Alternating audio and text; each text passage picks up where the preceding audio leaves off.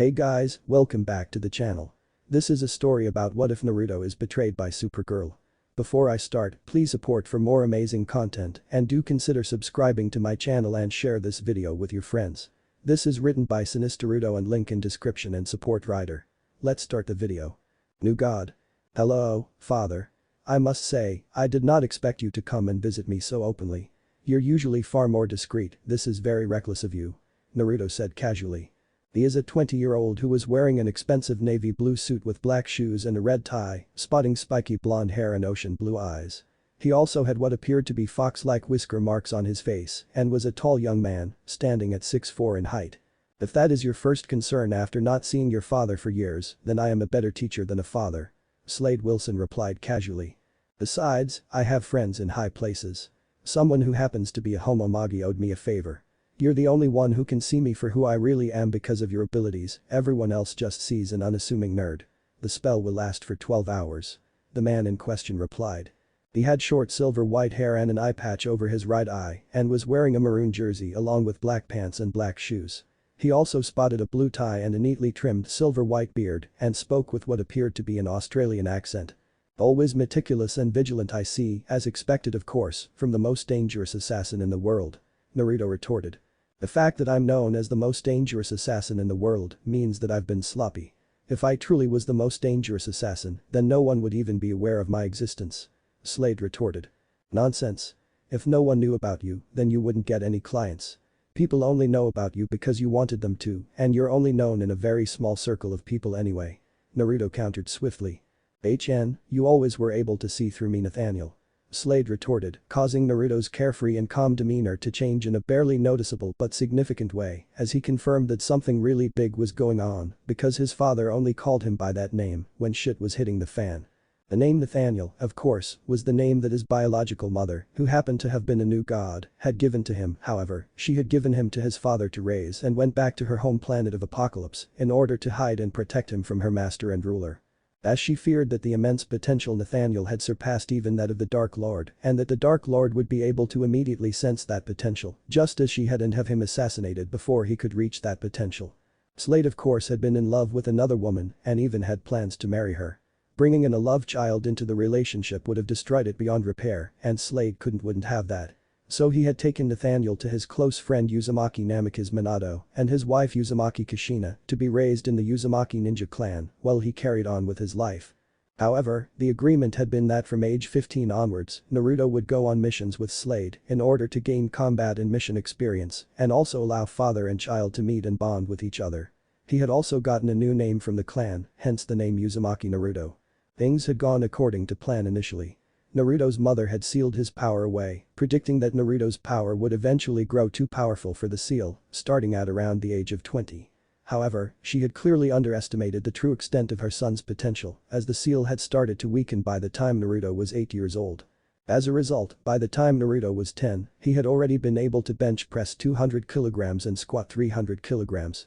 In other words, he was arguably the strongest 10-year-old in the world and that was despite the seal on his body. As a result of this drastic increase in physical strength, it was decided that Naruto would start missions with his dad at age 10 instead of 15 so that his father could contribute to his son's training before he grew too strong for him to be able to even spar with his son. It also helped that he had already mastered everything the Uzumaki had to teach him by that age, showing that he truly had godly genius intellect and talent. So for the next 5 years Naruto would frequently leave the Uzumaki compound to go on training trips and missions with his father and they had a 100% mission success rate too. By the time Naruto was 15 he was already a war veteran and his power was already such that he could lift 20 tons of weight despite the seal still being in effect, albeit significantly weakened. He was essentially a super being with the power and skill to throw it down with the best of the best. However, that didn't do much in the way of protecting his clan as they were completely wiped out when he and Slade had been on a mission.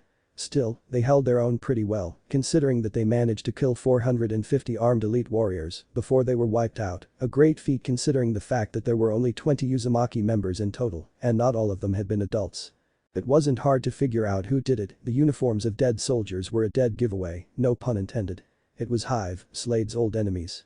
Naruto had wanted to go after them himself, but Slade had refused, forbade him from seeking revenge, and insisting that he keep a low profile just like his biological mother wanted, promising his son that he himself, and he alone, would get revenge for the Uzumaki clan. Ironically, at the very moment that Slade was promising to avenge Naruto's family, his own family was being attacked as his other son, Joseph, had been kidnapped. The events that preceded lead to the Uzumaki clan being avenged by Slade and also lead to Slade's legitimate son, Joseph Wilson, being saved by Slade himself, however, at the cost of Joseph losing his ability to speak as he had his throat slashed by the jackal. Naruto had thought that with the Uzumaki clan gone, that Slade would take him home with him, but that didn't happen. Instead, Slade had made it clear that Adeline and Joseph were his real family and that Naruto was not part of that family. He had also told 15-year-old Naruto that he was never to make any contact with his family and that he was an adult because he had killed dozens, in fact hundreds of people, and that the Uzumaki clan and Deathstroke himself had taught him all the skills he needed to survive. Those words had hurt Naruto very badly, but he had been taught and trained in the ninja ways, and a ninja never shows emotion, nor is he ruled or influenced by emotions, so he had sucked it up and did as instructed, forging his own way in the world, which is how he ended up with 4 PhDs and a multi-billion-dollar company known as Wave Consolidated at only the age of 20 years old. Slade had to admit that he hadn't expected Naruto to go legitimate, nor had he expected Naruto to forsake the way of the assassin in favor of a normal life. It was perhaps the biggest surprise of his life. He also hadn't known just how much he would miss the sun-kissed new god or the pain that came with being estranged to your firstborn son. Naruto had not said anything to rebuke or insult Slade and had always been civil and accommodating to Slade whenever Slade called him or asked for a favor, but the fact remained that Naruto, in all that time, had never once, not even once reached out to his father. It was always his father reaching out to him, never the other way around. For some reason the lack of rebuke or anger hurt more than anything in the world to Slade. It hurt more than if Naruto had called him out on his bullshit or if he had outright hated him. Slade honestly, as an assassin, never understood the saying that you could kill someone with kindness. He always thought it was nonsense because the only way to kill someone was to poison them, burn them, electrocute them, blast them with bullets, drown them, hit a pressure point, bomb them, suffocate or strangle them, stab them, or cut them up. There was no other way. Well, turns out there was another way because he was being killed by his very own son with kindness, and it hurt like hell. Still, he needed his son right now, he needed his son, for the sake of his other son. Okay, you already know that I'm an empath, I could sense the guilt, pain, remorse, and anger rolling off of you in waves from the moment you entered the city. You also called me Nathaniel instead of Naruto, which is a dead giveaway that something is up. So sit down and tell me what is going on. Naruto instructed as he too took a seat in his office chair, Slade doing as instructed as he was reminded that he couldn't really hide anything from this guy. My son, Joseph, has been kidnapped. Joseph has disappeared from his boarding school, it's been 24 hours already and I haven't got a definitive lead. I'm going to have to take drastic measures to find him, but that could take more time than I care to waste. Slade explained. You had a homomagi who owed you a favor, and instead of asking them to divine Joseph's location, you asked them to hide your identity so that you can come and ask me for help. Naruto asked with a raised eyebrow. Stop being a smartass and help me out. I'll owe you one. Slade retorted, Naruto rolling his eyes at Slade because to this day Slade hadn't paid any of his debts to him, but of course Slade would argue that Naruto hasn't called any of those favors because Naruto never even calls him. Look, this is my son we're talking about. I wasn't going to trust his fate to some stranger who happens to practice voodoo or whatever. Better the devil I know. Slade tried to explain his reasoning. Fair point I guess. Okay, your son is at a place known as the Kerguelen Islands. It is one of Hive's main bases. Place is quite the fortress. Naruto said as if it was nothing of consequence. How do you know exactly where is? You didn't contact anyone, and you don't seem to have used your new god cosmic powers or whatever, it's almost as if you already knew that my son was kidnapped. Slade said with both anger and suspicion. Your son has developed meta powers. I don't know what other powers he has, but I know about his telepathic and empathic powers because he tried to use them to contact me once, but I blocked him off because you said you didn't want me making contact with him. I did monitor his movements though, telepathically and empathically that is. Your son hates you, and he wasn't kidnapped by Hive, he joined them. Naruto trailed off as Slade got up, grabbed Naruto's work office desk, and violently threw it at Naruto, the desk completely shattering on impact, breaking into pieces right on Naruto's face. That was uncalled for, father. Naruto said calmly, not even fazed by his dad's violent behavior, neither mentally, emotionally, or physically. You expect me to believe that my son joined Hive, my greatest enemies? His greatest enemies. The people who attacked him and his mother, kidnapped him and slit his throat. You expect me to believe that nonsense? Slade exclaimed angrily. Well, when you put it like that, no. But your son was in a vulnerable state, I mean, he thinks you abandoned him and his mother shipped him off to some faraway boarding school afterwards. He needed you both after the trauma he suffered, but both of you left him all alone. Furthermore, the hive queen that runs the base in the Kerguelen Island happens to be another of your illegitimate children, so it's kind of like a brother-sister thing I guess. They must have bonded over their loneliness and abandonment issues. Naruto laid it out on the table. IW what? Slade stuttered incoherently. Your illegitimate daughter. It wasn't easy to get accurate intel on her, but she is your daughter, yours and a woman from Cambodia known as Lillian. Her mother named her Rose Wilson. Her powers are very similar to yours, super strength, enhanced agility and speed, regeneration, enhanced brain function and intellect, etc. Naruto explained patiently. Lillian, I haven't seen her in a long time. I never knew she was pregnant. Slade said sorrowfully. She's dead now, died quite a long time ago actually, when Rose was still very young. Rose was on the streets for a while, but she quickly realized she had superior physical abilities and started using them in an underground fighting arena. That's when the Jackal found her and recruited her.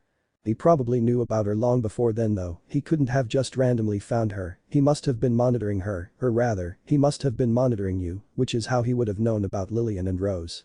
Naruto explained in detail. Wait, Jackal is alive. This is all crazy. Where does the Jackal's obsession with me even come from, why won't he die? Slade thought furiously. You should try using a condom more often. I mean I'm grateful to be alive and all, and I'm sure Rose doesn't wish to be erased out of existence, but come on man.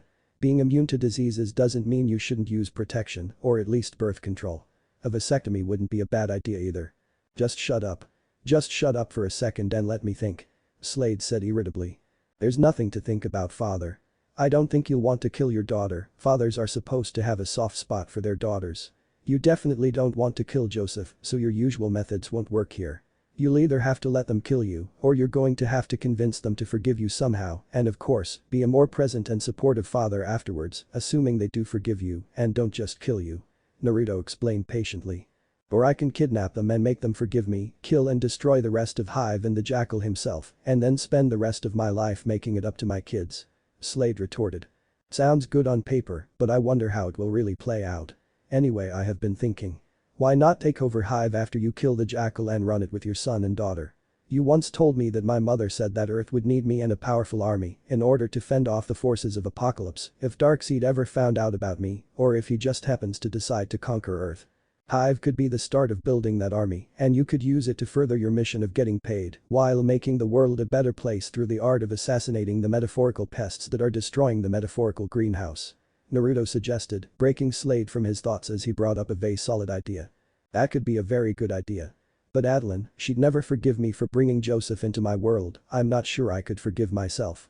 Slade replied, conflicted. Joseph has already brought himself into that world by his own will. Nevertheless, you can give him the option of continuing with a normal life, I doubt he would accept the offer though. There really is no going back now. Naruto retorted. You managed to build a normal life for yourself. If you could change, then Joseph can too. Slade argued. Really? You think I'm living a normal life? I must be even better than I thought if that is really what you believe. Naruto laughed, causing Slade to frown at him with displeasure. I never stopped taking missions, Kitsune is still very much active. Besides, there is nothing normal about the world of business, trust me. It's not as dangerous as what we do obviously, but it is just as treacherous and difficult to navigate safely. Naruto retorted. I had no idea.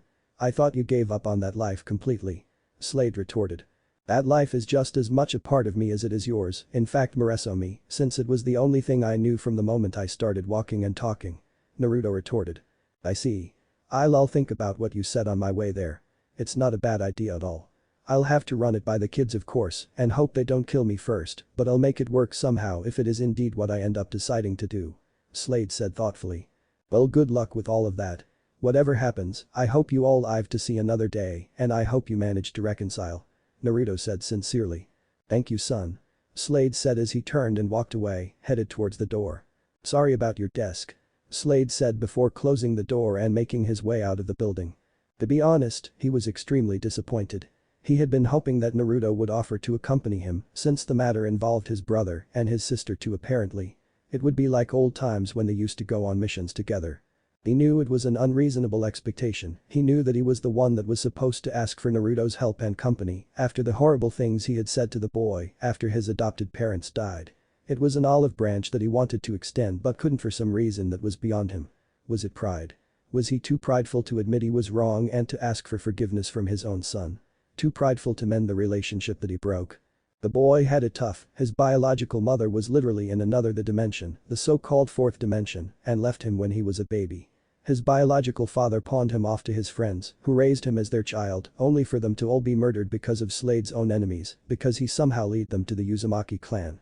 And then Slade, being the boy's father, being responsible for the boy's existence and his suffering because of the death of his parents, had abandoned him and said so many hurtful things and in such a harsh way while doing so, and he still had too much pride to just say that he was sorry. Adeline was right, there was something seriously wrong with him. And the boy, how could he have taken all that so well, how was it possible for him to be so well adjusted despite all of that? Granted the boy was raised as a ninja and was taught to control and suppress his emotions at all times, but still, this was a little too much. Was it because of the divine genes that he had? Perhaps. Perhaps Slade was too. For some reason Slade tended to overlook that fact. Maybe gods are better at processing this kind of stuff. Slade thought, not entirely convinced but not entirely unconvinced either, leaving the premises as he got into his car and drove away from National City, just in time too, because what happened 10 minutes later would probably have delayed his rescue mission significantly. 13 minutes later. Sir. You need to come with me. I need to get you out of here.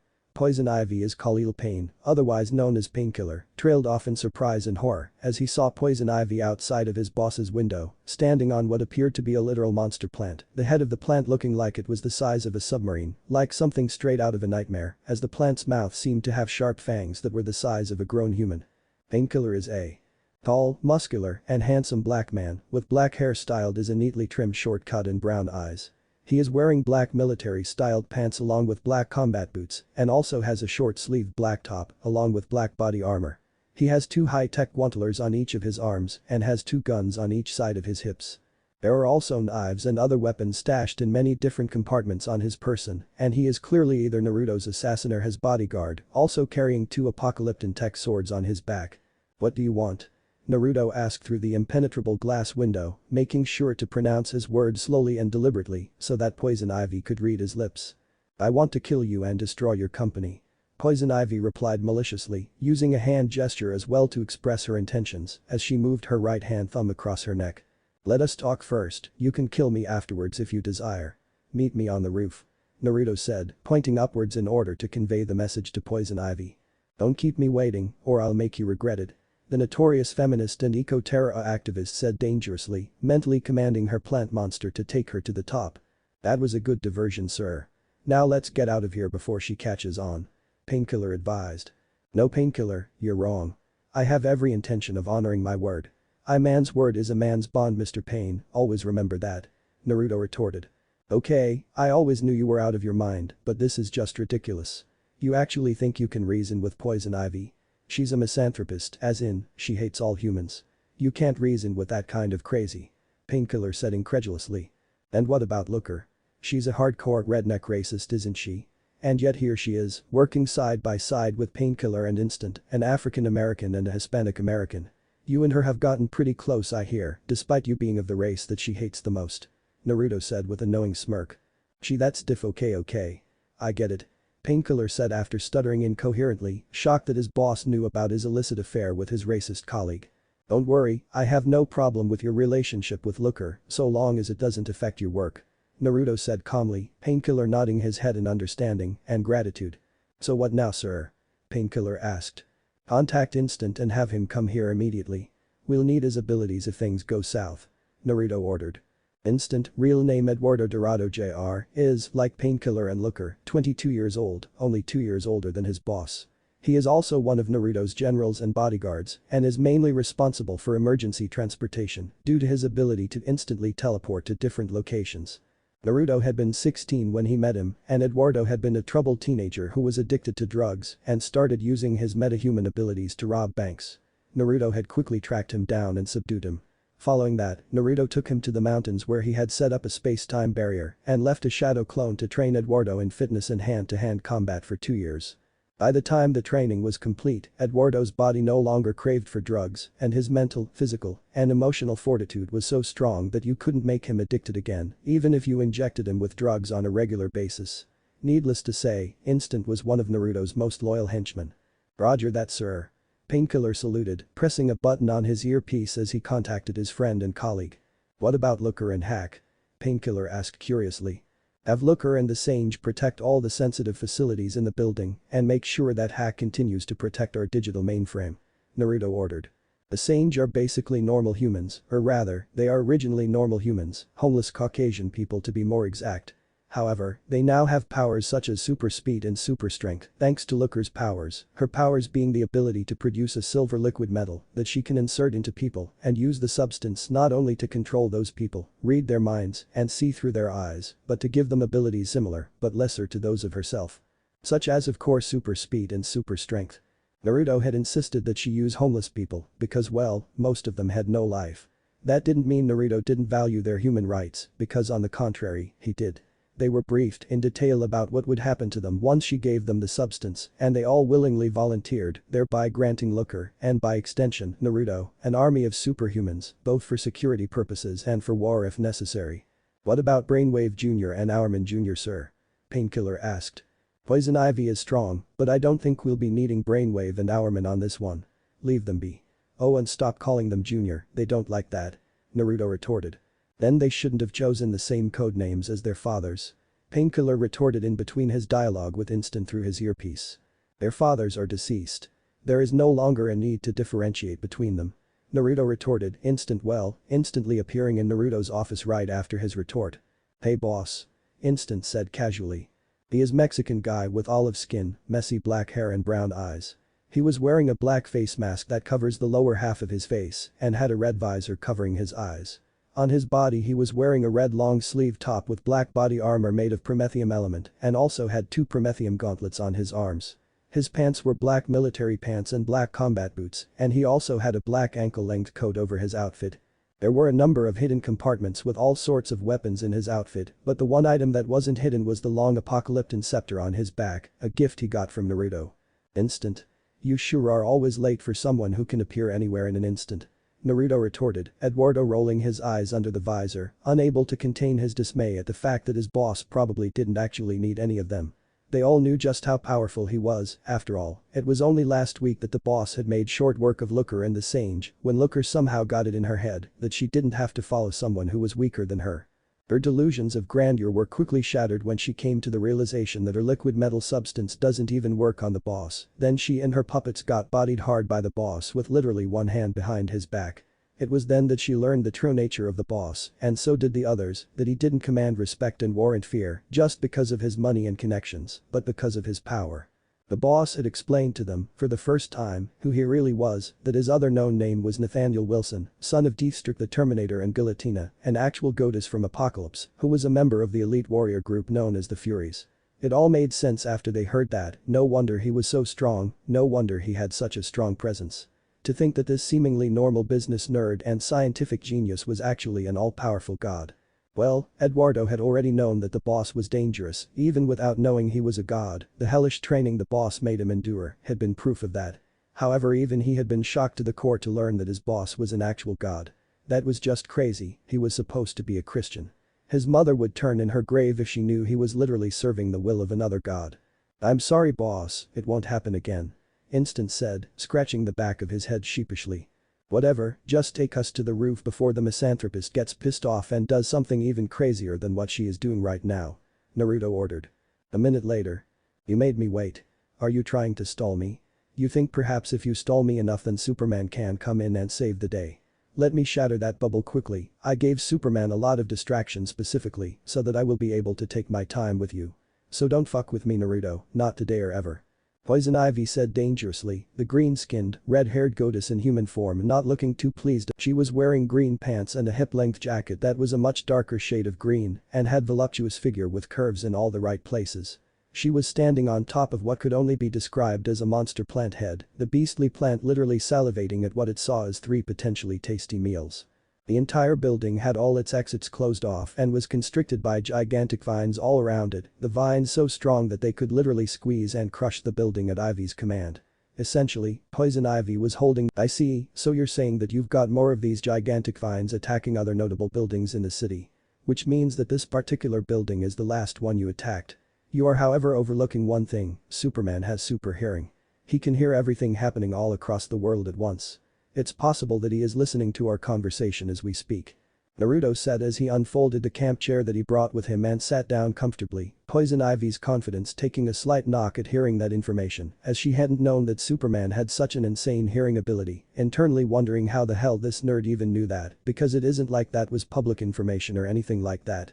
Now, I know you want to kill me, but surely you have already realized the impossibility of that task, as you may have noticed that we arrived via instant teleportation.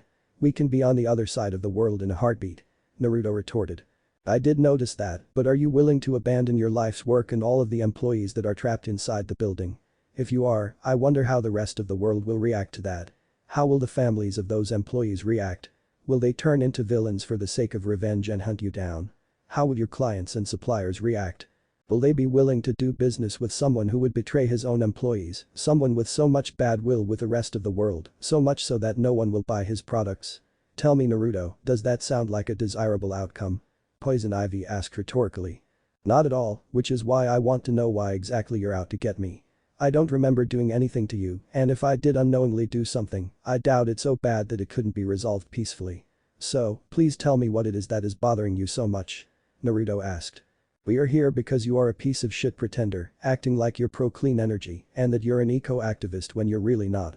Poison Ivy said angrily. What? How am I not pro-clean energy? My entire company is built on the production of clean energy technology. As for being an eco-activist, I never pretended to be one, all I did was build the best technology in the world that happens to not release any harmful emissions. Naruto argued. That's precisely the problem. It's not enough. You're the richest and most famous person in the world, and that comes with a heavy amount of influence. You could literally decide who becomes the president of this country by endorsing and financing the campaign of anyone you want. You can similarly influence the business sector and get everyone on board with your clean energy initiative, but you don't. Instead, you are only interested in profiting off of the market gap that you exploited. Poison Ivy said furiously. So basically you're here to force me into becoming an eco-activist? Naruto asked incredulously. Or kill you or your entire roster of employees if you teleport away. The plant goddess said with a warning undertone. I think you're leaving out one other option, the one where we kill you instead. Painkiller said with a grave undertone. I dare you to try. Ivy said angrily. You're angry, and while you are indeed super intelligent, you're not thinking rationally right now. My man Instant here can literally kill you in an instant, you wouldn't even know what happened until you were in the afterlife. Even if somehow your plants were fast enough to react, my other man here Painkiller is immune to all poisons and toxins and has enough skill, speed and agility to close the gap between the two of you and kill you. I'm not saying there isn't a scenario where you could survive, but I don't think there is one where you could win. Naruto said gravely. Then you should know that my will extends far beyond my grave. Even if I die, my plants will execute the order to destroy this building and kill everyone in it. The green-skinned goddess retorted. In that case, I offer to you the position of pawn bodyguard. Naruto countered much to Ivy's shock. What? Ivy said incredulously. I'm offering you a job. Think about it, as my pawn bodyguard, I would be completely vulnerable to you. You could literally kill me anytime you want should you have that desire in the future. Meanwhile, you will have complete access to me and will be able to watch my every movement and criticize or advise wherever you feel you must. You can help me to do what you want and expect of me, and maybe in time I can tell you what my real plan is. Naruto proposed. Let me get this straight, I attacked you and threatened your entire life's work, and your response is to offer me a job? Poison Ivy asked, unable to get over the sheer incredulity of the situation.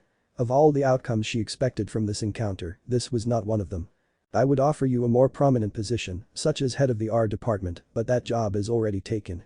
I would have to demote or fire someone in order to give you that job, and that wouldn't be fair, especially since the person holding the position right now is so good.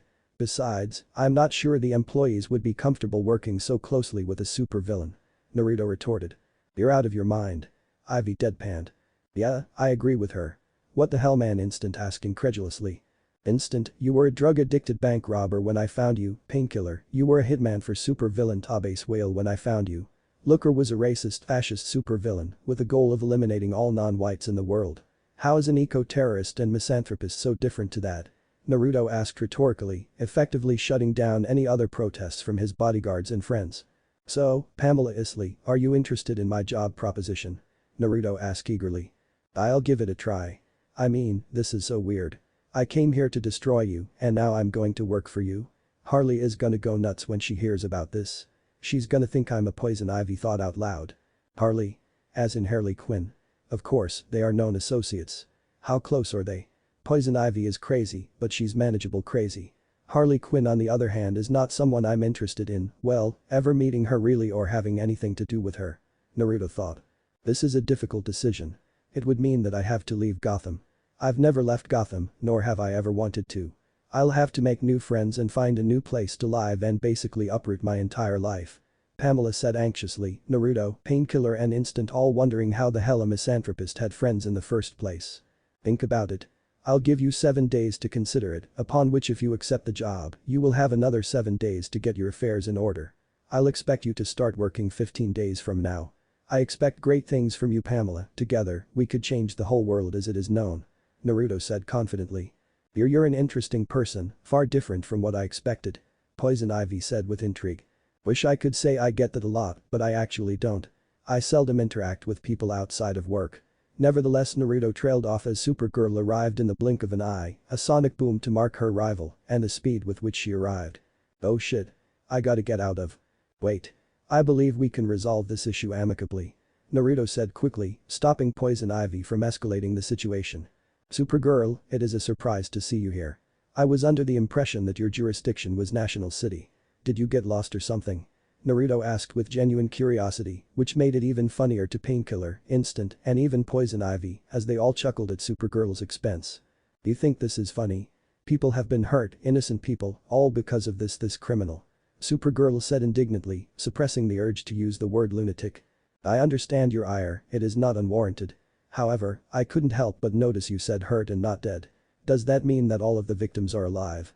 Naruto asked curiously, wanting to make sure that he kept Supergirl talking, because the more she talked the less she was inclined to attack anyone, which is something they definitely did not want. Do you think that makes it better? Those people have the right to their bodily integrity and to feel safe at all times. Poison Ivy has no right to take that away from them. Supergirl argued with righteous indignation. I agree, which is why I have convinced Poison Ivy to make an honest living like everyone else. I have convinced her to take a job as my pawn bodyguard. She has agreed to use the proper channels in order to achieve her desired outcomes. I have the financial and intellectual means to make her dreams come true in a proper way, without endangering the lives of the innocent. I have taken a leap of faith in her, and I would ask you to do the same. As compensation, I will pay for all the damages she has caused today and will pay the full medical bills of everyone who was hurt today by her actions. Naruto countered. Are you insane? You expect me to put my trust in her? If I let her go and she ends up killing innocent people, those people will have died because of me, because I wasn't willing to do the right thing. Supergirl retorted. And here I thought the S symbol on your chest stood for hope. Are you saying you have lost all hope in Poison Ivy's ability to change and do good for others and herself? Are you saying you have lost hope that she can lead a healthy, productive life? And if you haven't lost all hope in her, then why are you not willing to help her make the necessary transition to become a productive member of society? Why are you standing in her way? Do you really think Arkham Asylum is going to help her? Who has reformed after going there? Who has reformed after going to Belle Reve? Naruto asked rhetorically. Fine. I'll let the authorities know what I have decided, but if they decide to come after Poison Ivy anyway, then I will have no choice but to apprehend her in order to prevent casualties. I do not know what you see in her, but if things go south then I will hold you responsible. Also, if my cousin comes back from outer space and decides to apprehend Poison Ivy, the matter will be beyond my hands. Do you understand? Supergirl asked with authority that she had no idea how little she actually had. Perfectly. Thank you for your cooperation, Supergirl. You might just be on your way to becoming an even greater hero than Superman. At the very least you have earned my respect, selfish as that may be to say in light of the situation. Naruto retorted. Well, you do not have mine, I do not give my respect so easily. You'll have to earn it. Supergirl replied defiantly. Noted. Now Pam, I'm going to need you to call off your plant friends. Our deal with Supergirl does not have a leg to stand on unless you call off your friends. Supergirl, please help evacuate the injured civilians and take stock of the costs of repairs for the property damage and the medical bills of the injured. When you are done, please bring me the figures and I will take care of everything. Naruto said, his voice carrying so much authority and purpose that both Supergirl and Poison Ivy felt compelled to obey, the two powerful women in their own right doing as ordered, despite their dislike for taking orders from others. 2 days later. Uzumaki Naruto here, how may I help you? Naruto asked as he picked up his cell phone. Kid, I need your help. I cannot do this alone. Joseph refuses to listen to me and well, he's way too powerful. He doesn't just have telepathy and empathy, he also has these crazy strong telekinetic abilities. He tried to kill me and almost succeeded. If it wasn't for my regeneration I would. Naruto Nathaniel, I need you, son. Slade said at the other end of the phone, his wife, Adeline, looking at him with pure unadulterated shock before it turned into anger and hate, although she did well to stop herself from saying anything, choosing rather to wait until Slade was done talking. After all, whoever this other person was, must have been very powerful and resourceful if Slade thought that he could do something about their predicament. That's not a problem at all. I have a guy, he goes by the name Brainwave, named after his father. He is a powerful telepath and his telekinesis is also on a grand scale. He should be able to hold off Joseph while you and Mrs. Wilson deal with the rest of. No. I can't leave Joseph to some stranger. It needs to be you. It needs to be his brother. Slade said firmly. You realize what this means, right? I know what it means, and I know I have no right to act like a father after everything, and I have no right to ask you any favors. But Joseph and Rose, both of them are your siblings. They need their elder brother. They need you, I need you, so does Adeline. We all need you. Slade pleaded, something that Naruto thought he would never hear his father do, not Deathstroke, not the Terminator. He does not beg or plead, he simply takes what he wants. That's the Slade Naruto knew. This had to be very important to him if he was willing to grovel, he must really love his family. Have you told your wife about me? Naruto asked. And no, not in so many words. Slade stuttered. Is she listening in on this conversation? Naruto asked, although already knowing the answer to his question. Yes. Slade answered patiently. Then you probably will have a lot of explaining to do. With that in mind, I'll be arriving in exactly 60 minutes. I'd give you more time, but I get the feeling that this Joseph situation is more urgent than the issues between you and your wife, Naruto replied before dropping the phone, leaving Slade and his wife to sort out their issues, if that was even possible at this point. It would seem like my world is about to change once again. Having a brother and a sister. I wonder what our relationship will be like. Will I love and protect them like an older brother? Will I feel nothing for them? Naruto thought, only to be broken from his thoughts a moment later when he heard a knock on the window of his penthouse, turning around to see Supergirl floating on his window. He could honestly say that he was absolutely not pleased to see her, not because she was a superhero or anything, because he honestly did not care about that, nor did he have anything against superheroes.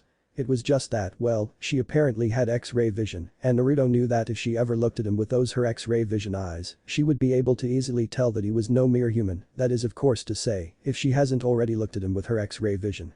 He honestly did not want to have to answer questions about his heritage, especially to a superhero. However, it seemed like he was going to have to accept the fact that Supergirl was going to be a thorn on his backside, at least for as long as she was going to be hanging around Metropolis. Hopefully Superman would not follow in her footsteps when he returned, and at least for now, Naruto would try to be accommodating, as in, try not to give Supergirl a reason to use her X-ray vision on him. He could easily prevent the use of X-ray vision by creating a barrier ninjutsu around himself or directly on himself, but then that would raise more questions too. Although now that he thought about, perhaps he should do that as soon as possible. It was far better she have questions about him than to outright confirm that he wasn't human. You know I have a door that you can use like everyone else, right? Naruto asked mockingly as he opened the window so that Supergirl can come in, putting all barrier and X-ray vision thoughts aside for now. Where is the fun in that, Naruto-kun? Supergirl retorted cheekily, causing Naruto to raise an eyebrow at her for using the cheesy-kun suffix. Not that the suffix itself was cheesy, but rather it was the fact that she used it and with her American accent that made it cheesy. What? I mean, you are Japanese, right? Or at least a Japanese wannabe. So tell me, what's your real name, Naruto-kun? Supergirl asked curiously. What the hell is this? Why are you bothering me? Just because I said I respected you doesn't mean that I actually like you, you know. Naruto deadpanned. It also doesn't mean you don't. Supergirl said as she looked around the youngest billionaire in the world's penthouse, whistling as she admired how big and beautiful the place looked. This place is lit, Naruto-kun, it's very beautiful. You have good taste. I do wonder though why you felt the need to have bulletproof, soundproof, and X-ray proof windows in your penthouse. It made it very difficult for me to track you down.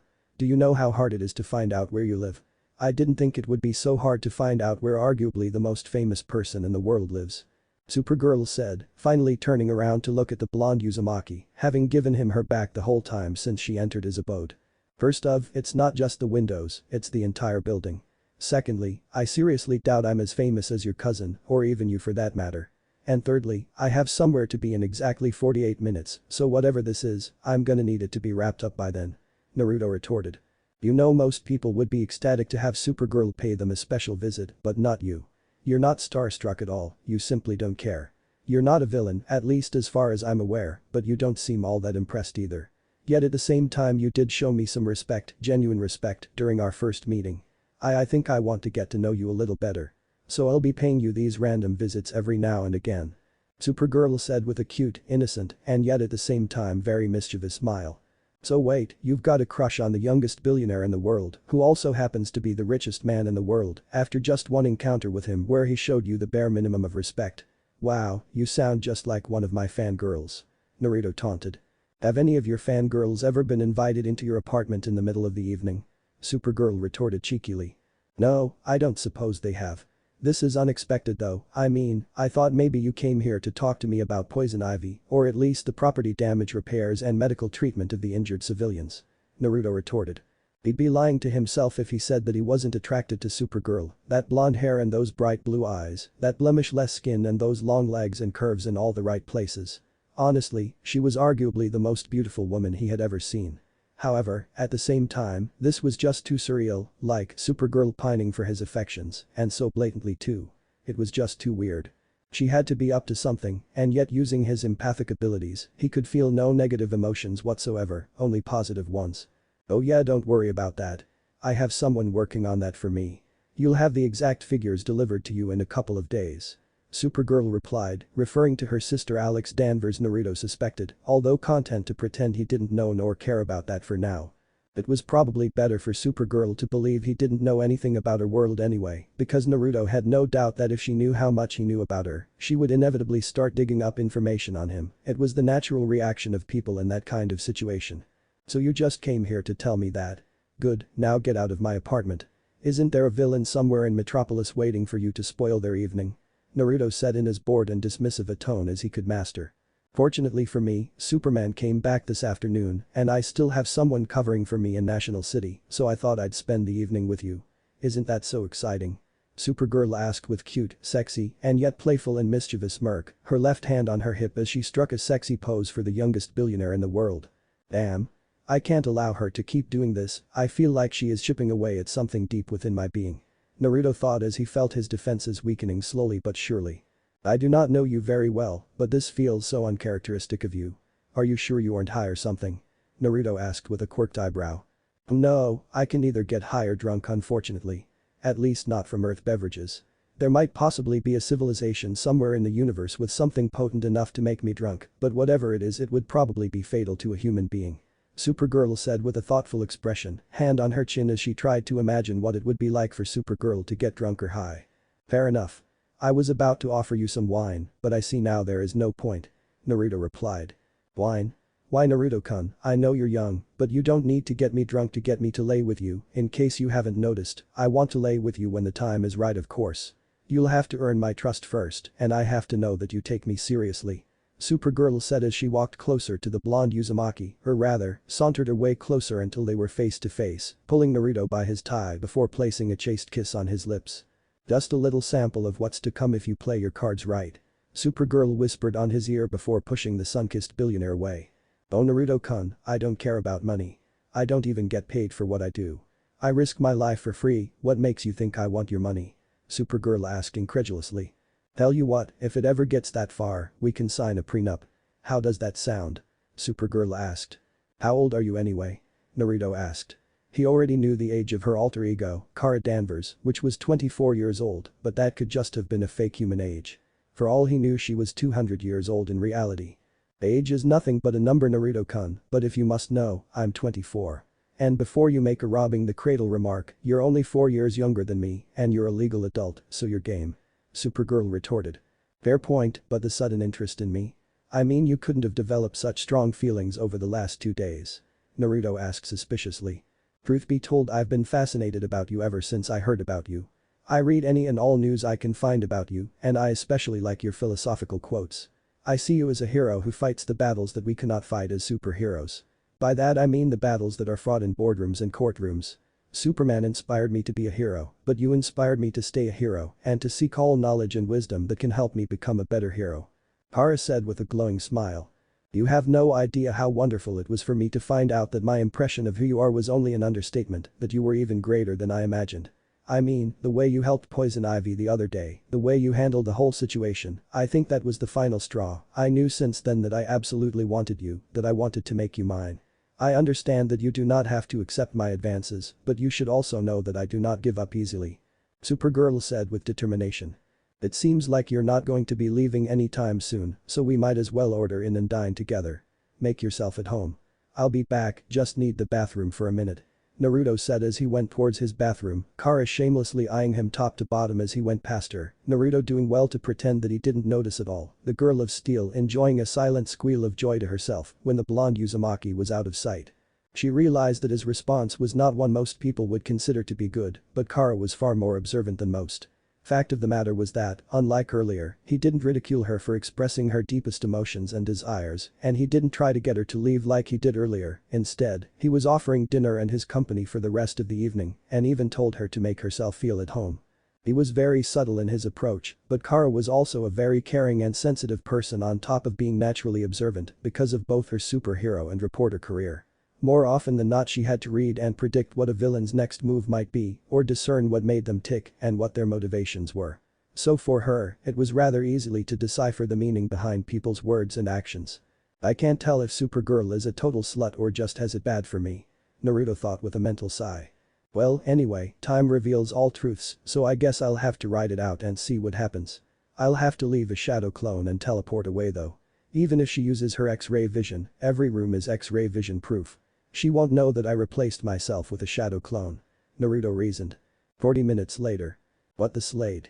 Adeline exclaimed as she pulled out her 9mm and aimed it at the unit of a man that just appeared out of nowhere a few meters in front of her. He was no longer in his work clothes, or rather, he was no longer in his office clothes, as he was wearing his other work clothes, his kitsune work clothes. Adeline couldn't help but take note of how similar his outfit was to District's outfit, as he was wearing almost the exact same outfit, except for the fact that the parts that were orange on. Another difference was that this guy had a different mask on, one that was black in color, with what appeared to be the face of a red fox-like demon as the front of the mask. Its eyes were also glowing red instead of the white that was on the eyes of District's mask. On the man's back was what appeared to be a gigantic sword, another thing that he had in common with District, Adeline noted. But this blade was different because it looked like it was imbued with some kind of futuristic technology, having a mother box interfaced into it as well. Even the scabbard didn't look like a normal scabbard, as it looked like the scabbard itself could be some kind of weapon. At ease Mrs. Wilson, it is I, Nathaniel Wilson, but you probably know me better as Uzumaki Naruto. Naruto said with a much deeper voice than Adeline expected from the richest and youngest billionaire in the world, think Kurama's voice. Are you using a voice modulator? Adeline asked warily, unimaginably shaken by how inhuman the voice coming from this man sounded, Adeline refusing to lower her weapon as a result. Heck, even if he hadn't spoken she would have still refused, because given this man's size, physique, and fitness condition, and his presumed combat skill level, which District said was superior to even his own, then she had no doubt that she would lose badly if they engaged in unarmed combat. No, it's my voice, I can pretty much manipulate my voice to be whatever I want it to be. Now please Mrs. Wilson, I don't want you to get hurt. Bullets bounce off of me, not that I would ever allow myself to get hit anyway. But the point is, if it were to bounce off of me, it might come back and hit you instead. Naruto said in as calming and as sincere a tone as he could master. Show me your face. I need to see for myself. Adeline said, still finding it hard to believe that this man, if he could even call him that, was really Uzumaki Naruto. Thankfully, for both of them, that was the moment that Slade walked in along with Wintergreen. Addie, stop. That's my son Nathaniel. Remember I told you about him. Slade said hastily. He came in here with some kind of spiraling portal. I think it came from his eyes. And his voice. You didn't tell me he was like this, that he was so. Oh for Pete's sake Adeline, I told you he is a god, didn't I? What did you expect? Of course he has powers. Our son Joseph has powers, so of course my other son who is a literal god has powers too. Slade said in exasperation. You don't have to be such a prick about it. How was I supposed to take your word for it after all the lies you have told me over the years? I thought it was just another of your crazy lies, obviously. Adeline snapped back. Okay, I deserve that. Nathaniel, take off that damn mask. Everyone in this submarine knows who you are, damn it. Slade snapped, the stress of the whole situation clearly getting to him. As you wish, father. Naruto replied, the mask covering his entire head disappearing in a literal poof of smoke, much to Adeline's further surprise. What was that? How did you do that? Adeline asked incredulously. It's called reverse summoning technique. I can summon and unsummon the mask at will. Naruto replied with his normal voice. Your voice, it's normal now. Adeline said, shocked. Oh, for Pete's sake, Adeline, he's a god, get used it. If we're going to be successful without any of us, more especially you, getting hurt, then you're going to have to get used to seeing him, and Joseph for that matter, doing unfathomable things. Slade snapped again, Adeline not replying verbally this time, but if looks could kill.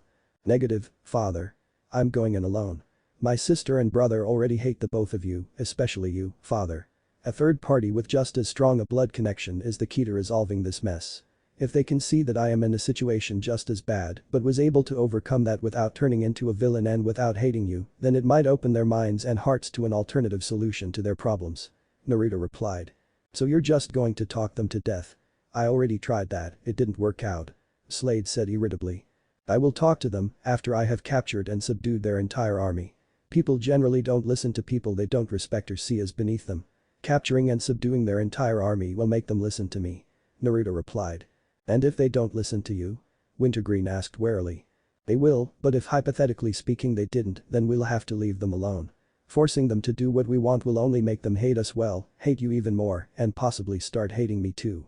The only thing we can do if they won't listen is to make it clear to them that our arms are always open for them and that they can reach out anytime to us if they need anything. We must show them what family means and be there for them, like a true family. If they weren't family we would just kill them or threaten them, but this isn't that kind of mission. It's more complicated than that. Naruto explained. Do you still intend to take over Hive and run it together with them? I don't want Joseph to be involved in this world. Adeline said worriedly. Joseph is only a child in age, but in reality he is no longer a child. He has gone through experiences some adults will never go through, and he is a powerful metahuman and a general in an army. You cannot make him do what you want anymore, you can only support him or go against him. That is the only choice you have. Naruto deadpanned, causing Adeline to break down into tears, unable to believe that her family life had turned into this nightmare. I know it's cliché, Mrs. Wilson, but when life gives you lemons, you have to make lemonade. Nevertheless, I will try to steer Joseph away from this life if possible, but I'm not sure that is such a good thing. This life is dangerous, but it affords Joseph the option of never being the victim. He wasn't a part of this life when he got kidnapped and had his throat slashed. This life followed him to his normal life. However, he could use these resources to prevent others from going through what he went through. Would that not give you pride, as his mother? Naruto said philosophically. I guess it is kind of selfish to want him to live the life I want instead of the one he wants. But still Adeline trailed off, not really sure she could defy her protective instincts, even if they could possibly be wrong in this case. If they want out of the life, that's fine. I'll just take over Hive myself and run it myself, and I'll make sure Hive never bothers them again. Naruto said to both Slade and Adeline, not really sure if Adeline cared at all about the well-being of Rose. Okay. Do what you have to do. We're counting on you, Nathaniel. Adeline said, finding her resolve after taking a deep breath and releasing an even deeper sigh. In that case, I'll be back in 2 hours. Naruto said with steel and resolve in his tone, eyes, and facial features. 2 hours? You must be slipping very badly. The old you could take down these guys in mere minutes, maybe even seconds. Slade said incredulously. Don't be naive, father. Defeating the army is child's play, but that's not the mission, is it? Unless you think I can convince Joseph and Rose to be on our side in mere seconds. Naruto retorted, causing Slade to frown in displeasure as once again his lack of humanity was thrown in his face by someone who wasn't even a human, worst of all. I'll be back. Naruto sighed as his mask poofed into existence before he disappeared into another spiraling portal. I don't think I'll ever get used to that. Wintergreen said as he released a breath he didn't even know he was holding. Thank you, Wintergreen. Finally someone normal who can understand how terrifying that thing that a person is. Adeline stuttered at the end, Slade giving her a scathing look for referring to his son as a thing, although Adeline felt like she wasn't entirely unjustified because there was no way something so terrifying could possibly be human. She didn't even understand how his work colleagues could mistake him for a human, didn't they sense the immeasurably sinister and dangerous energy that thing was radiating? End of chapter. Clash of the Wilsons. You did the right thing, Joseph.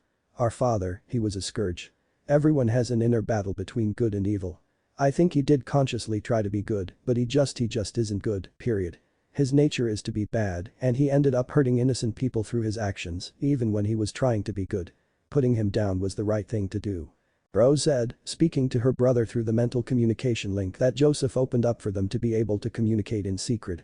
To the outside world it looked like just an ordinary brother and sister moment, tired little brother laying down on sister's lap while she caresses his hair lovingly, providing comfort to the younger, frightened sibling, and for the most part it was true.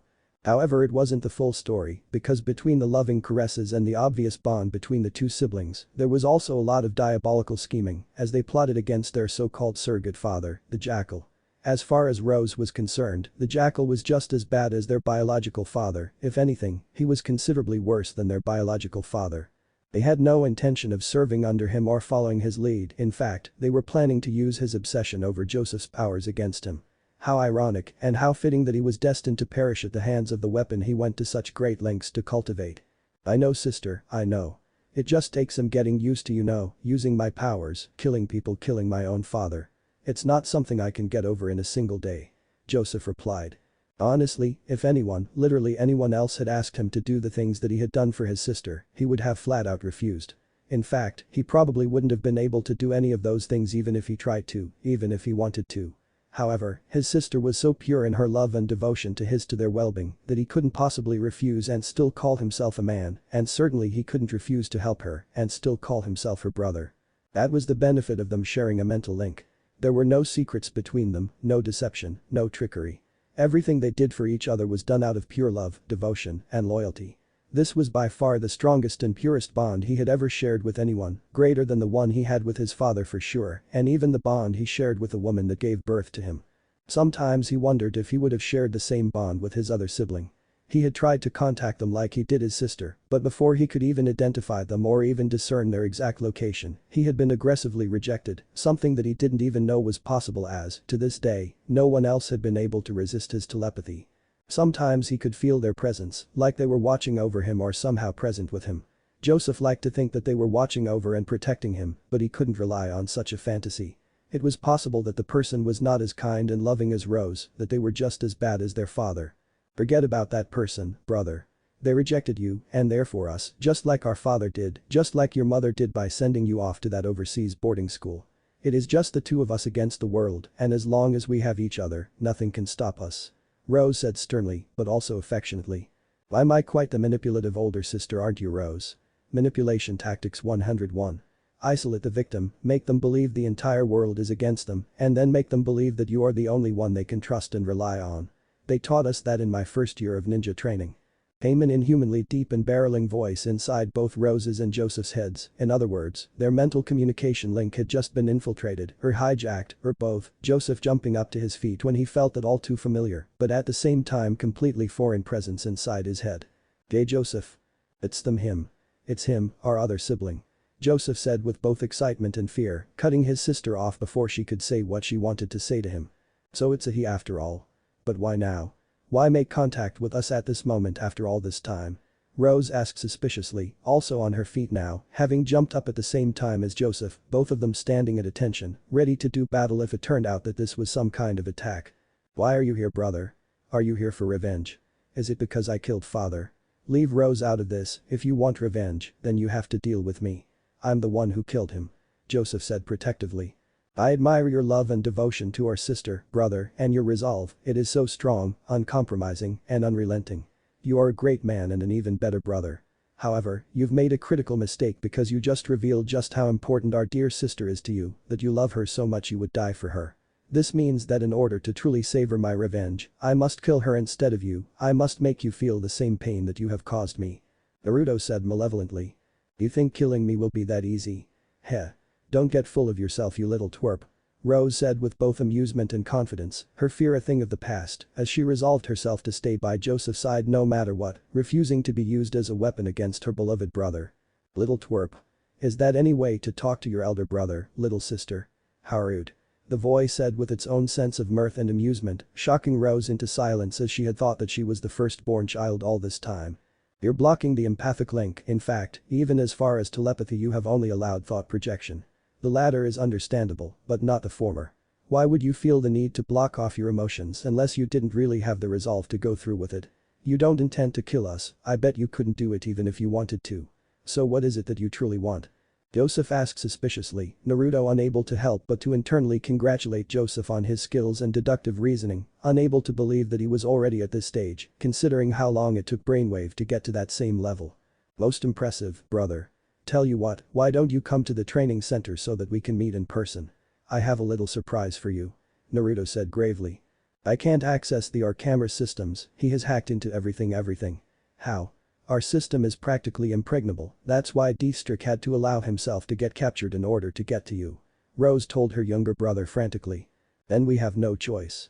We have to go to him, even if it's a tra. Joseph trailed off as the door to Rose's private quarters, where the two siblings currently were, opened on its own without prompting, at least, without prompting from neither Joseph or Rose, verifying Rose's claim that the entire system was hacked into. Brace yourself, sister. We are no longer on home soil, our home ground advantage has gone out the window. It is the same as if we are in enemy territory now.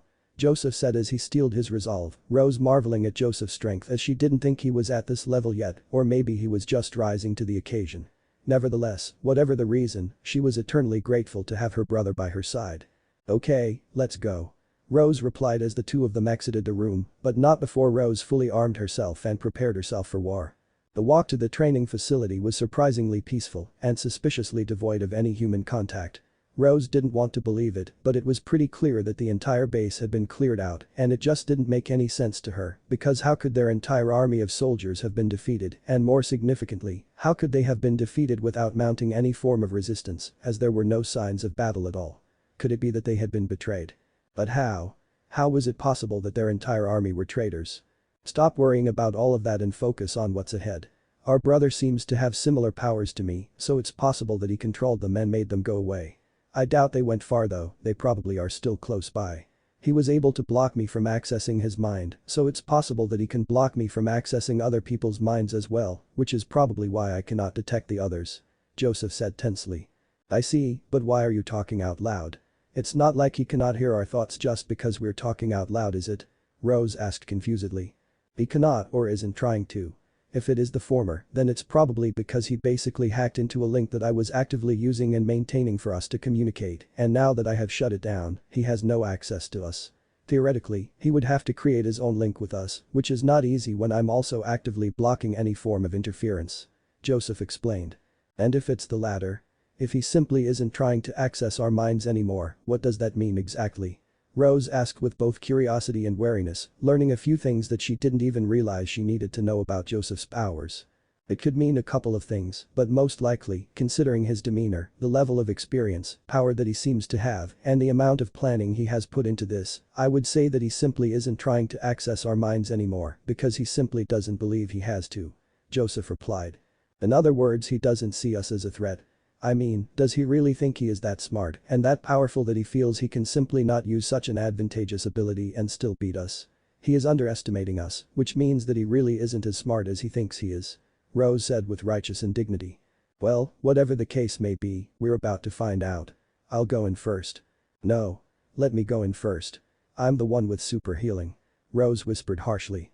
I can protect myself with my telekines. Joseph trailed off as the door to the training room opened. Shit. He knows we're here. Rose whispered as she pulled out a twin pair of dual bowlers, each one of the siblings, quickly taking positions on opposite sides of the heavy metal sliding door. The silence was deafening as both Rose and Joseph tried to control their breathing, both of them trying to steel their resolve for what was to come, wondering what sort of devious and horrific traps their vengeful brother had set up for them, but neither of them willing to back down or abandon their base, their pride refusing to allow them to take the coward's way out, and of course, their curiosity also getting the better of them as they wanted to meet and see exactly what kind of person their brother was. Seriously? Do you know how long I have been waiting to meet you guys? Practically my whole life. How long are you going to make me wait? Naruto bellowed, the deep and inhuman voice of their brother making both Rose and Joseph question their own sanity for going through with their plan, or rather, lack of one. There are no traps and no ambushes waiting for you. I just want to talk. hijacking your telepathic communication link, hacking your digital mainframe, capturing and subduing your entire army in minutes without you even taking notice until it was too late. None of that means anything, it was just a show of power and ability so that I can have your respect. Now that I have it, I believe we can have a nice conversation as equals. So come out and let us talk. Naruto said patiently, Rose and Joseph looking at each other's eyes meaningfully, as if having a mental conversation, which ironically is something they could be actually doing, before both nodding at the same time as they both came to an agreement. Fine. We're coming out. Joseph said with his eyes glowing blue, his body also covered by a blue glow, as he got ready to use his telekinetic powers at a moment's notice, in case this turned out to be a trap, the two siblings walking out almost nonchalantly as they looked all around the training room only to find, much to their surprise, that there really weren't any traps or ambushes whatsoever, just a guy standing at the center of the training center, a very big and scary looking guy at that. Especially with that demonic looking mask, no surprise there considering that his voice really sounded completely inhuman. The mask? Oh great. Guess you really are your father's son, I mean it's pathetic that you would go to such great lengths to imitate that asshole. Rose said with disgust. Tell you what, why don't you imitate his deceased state of existence and just die? Rose said as she quickly pulled out her guns again and started firing rapidly at her alleged brother. Rose no. Joseph exclaimed, shocked to the core at his sister's reckless actions. He probably could have stopped the bullets with his telekinesis, but he was completely caught off guard and too shocked, never having expected his sister to act so hastily. Besides, stopping her bullets could place her at a disadvantage if their brother replied with his own lethal force, so even if he had been aware enough to react, he probably wouldn't have. However, fortunately or unfortunately, depending on whether their brother would retaliate with lethal force or not, the unfathomable happened as both Rose and Joseph watched, in both shock and fascination, as their brother's upper body looked like it had split into many copies of itself, which wasn't the case at all as what was actually happening was that he was dodging the bullet so fast that it looked like his upper body was everywhere at once. Rose completely emptying her cylinders without even landing one shot, the multiple after images of their brother finally converging into one again as he returned to his original posture. Joseph, fearful of their brother's fury, and more specifically for Rose's life, decided he needed to quickly subdue his brother before the situation escalated any further, stretching out his hand and using telekinesis to quickly pull his brother head first towards the left wall so that he can knock him out. However, much to his and his sister's surprise, their elder brother was somehow able to stop himself just before his head made contact with the wall, pulling himself back to his original position despite Joseph's efforts as he completely defied and overpowered Joseph's telekinetic powers. Why you have telekinesis as well? Just how many powers do you have? Joseph asked, breathing heavily as he tried to buy time with conversation, having used up a lot of his strength while trying to overpower his brother. Telekinesis? I wish. Naruto replied with a lot of mirth in his tone. What? Then how did you? Gravity manipulation. I pitted my gravity manipulation against your telekinesis. And my gravity manipulation won. It just means that I'm stronger than you, that's all. Naruto said with a casual shrug of the shoulders. What do you want? Rose stuttered, internally cursing herself for showing weakness, but who the hell could really blame her in such a stressful situation where it seemed like they were up against an invincible opponent. I thought I told you before that I just wanted to talk to you. What? You guys didn't actually believe I came here to kill my own siblings, did you? Although I am disappointed that you would not only think so low of me, but that my own sister would try to kill me without even trying to get to know me first. Naruto said with genuine disappointment. Yeah, like you expected me to actually believe that you're our brother. And even if you were, the fact that you only came here after Slade died means that you obviously came here for revenge. Rose said stubbornly. Is that really the only reason, or are you afraid that you won't be able to manipulate and control Joseph anymore if he has another person that he can trust and rely on? Naruto asked rhetorically. What? That's nonsense. I love Joseph more than anything in this world. Rose exclaimed angrily. I believe you, but that has no bearing on whether you're manipulating him or not. Lots of people manipulate the people they love to keep them to themselves, to prevent others from getting between them, to make sure they stay by their side and never leave them, etc. etc. Naruto retorted. You are not going to get between us, you viper-tongued asshole. Rose said angrily. Nor do I intend to. First, however, let me kill the revenge narrative. Our father is alive and well, he is the one that called me and asked me to come and talk to you. He doesn't believe you will listen to him and he doesn't blame you. Joseph, he isn't angry at you for trying to kill him. Disappointed, heartbroken. Definitely, but not angry. He still loves you and wants to make amends to you, that goes for both of you. Naruto explained calmly and sincerely. I'm not listening to anything you say until you show me your face and tell me what you did to my army. Rose trailed off in shock as their army suddenly appeared on the right-hand side of the training room, as if some kind of illusionary will had just been removed from their eyes. What? Why, you were in our minds the whole time? Rose said disbelievingly. No, he wasn't. This is something else, it's more like he somehow affected the environment itself. Joseph explained. You continue to impress me, Joseph. You are correct, of course. What I used was an illusionary ninjutsu. Unlike telepathy, it doesn't require me to make contact with the mind of another, but rather for my power to make contact with the environment itself, to make it look like something that it isn't. Naruto explained. Will I also be able to do something like this? Joseph asked with intrigue. Doubtful, but we can try and find out. Naruto replied brotherly. We? Joseph asked with hope in his tone. You, me, and Rose. I'm not here to get between the two of you, in fact, I admire the way the two of you love each other and look out for each other. I would never try to separate the two of you. Naruto retorted. Are you saying that you want to join us? The bond my sister and I have, it's nothing like anyone else has. I do not think we can ever have that with you. Joseph said sadly. Perhaps. But let me put all the cards on the table and let you decide for yourselves what you want to do. Naruto said, his mask disappearing in a poof of smoke as his voice also returned to its normal tone. Joseph and Rose staring wide-eyed as they couldn't believe who it was that was standing in front of them. And Naruto Uzumaki. Why, you're our brother. You're Slade Wilson's son. Did you know that one of our plans was to kidnap you and have Joseph warp your mind so that we can use your financial resources for Hive? Rose asked incredulously. Well, I guess you can say that freely now that you know it's a nigh impossible task. Naruto said jovially. Like what the fuck? Did you always know about us? Why did you let us suffer like we did when you could have done something about it? Rose said angrily, seemingly trapped in a perpetual state of anger ever since their elder brother came into their lives. It is not that I did not want to, but rather that I couldn't. It would be much quicker and easier if I showed you rather than explained. If you would allow me, I can share my entire life with you telepathically. It should give you much better perspective than if I just told you. Naruto offered, Rose looking at Joseph to hear what he had to say, seeing as he was the expert in all things telepathy. It's okay, I'll make sure he doesn't do anything to alter our minds. But first, he has to tell us what he did to our men. Why are they just standing there like that? And why can't I feel their minds? Joseph asked warily. I put a stasis seal on each one of them. They are basically frozen in time until I either remove the seal or deactivate it. Naruto explained. A stasis what? How many powers do you have exactly? Rose asked incredulously. Technically I have one power, it is a cosmic force that I have dubbed the chakra force. Through training and imagination, I can use this force to create a limitless variety of effects. My only limitation is my imagination and determination. The training is also quite harsh. Naruto explained. I hear you talking, but you're making no sense. I mean, I sort of get it, but that comes with a million different questions. Your only limitation is your imagination. Are you some kind of god or something? Rose said incredulously, causing Naruto to laugh amusedly at that insinuation, especially because it couldn't be any more accurate.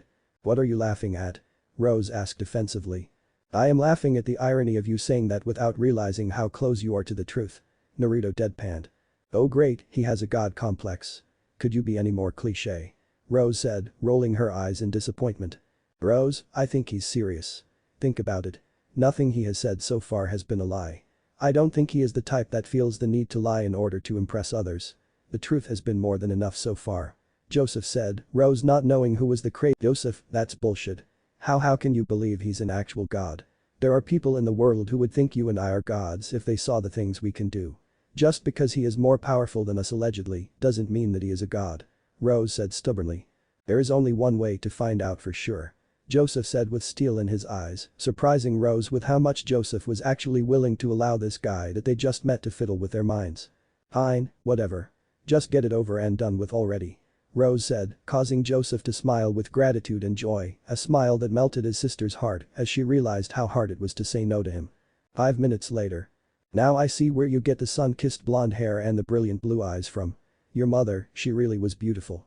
Rose said in awe, having just seen all of Naruto's memories from when he was still a baby up until now, Naruto leaving absolutely nothing at all out of the memories shared, sharing absolutely every moment with his siblings, Rose feeling like he went a little too overboard, like, couldn't he have at least kept his escapades to himself? Still, he was right. Experiencing all of his memories gave them a much deeper understanding of him as a god and also about his motivations. They now knew without a shadow of doubt that he meant them no harm and that he had their best interests at heart. They also understood that it was all their father's fault that they hadn't met him yet, as he had forbidden him from making contact with Joseph, which meant that he couldn't make contact with Rose either since he only learned about her through Joseph. Rose could honestly say she now felt like she had known him all her life, knowing his memories and experiences as if she lived them herself, and knowing and understanding his thought process and his plans, it all made her feel so much closer to him. The only issue she had was his willingness to overlook what their father did to him, to them. She understood that he was a ninja and that he was also a god, therefore the way he processed emotions was different to them, but still, how could he not be angry, how could he not hate that man with all his guts? Sure, he had actually spent a lot of time with him, but most of that time was just training and killing people, they never actually did hang out like father and son. No, she couldn't allow it. Not like this. Okay, maybe they made Slade pay a bit by tricking him and then almost killing him, maybe deep down, she was relieved to learn that he was still alive and that he cared about them as his children, but no, she couldn't just allow him to take over their lives like that. They needed to keep their autonomy and he needed to earn their forgiveness. Okay, we accept you, you can join us, in fact, I want you to lead us. I think you can be a better leader than I can be, not that I can't do it and do it well, but I think you can do better. I like your ideas and your motivations. I believe you are what Hive truly needs, what we truly need. But those are our conditions, you lead Hive, not Slade, not Adeline, you. Joseph and I will be your partners. Rose said with conviction, Joseph understanding what his sister was thinking without even needing her to explain or needing to read her mind, although still surprised she was actually able to swallow her pride enough to say all of that out loud. What about father then? I somehow doubt he is the following orders type. Naruto retorted. He can earn our forgiveness by hunting down and killing the jackal, only when he brings his head to us will he have earned our forgiveness. Following that, he can continue with whatever it is that he was doing before now. If he wants to be part of Hive then he will have to submit to your authority. He is also not allowed to actively work against us and must report any threats to us that he might come across, and naturally we must do the same for him. We can still look out for each other without him being a part of the organization. Joseph added. So he will be a close associate of the organization, but not exactly a member? Naruto asked rhetorically. Yes, that goes for Adeline too.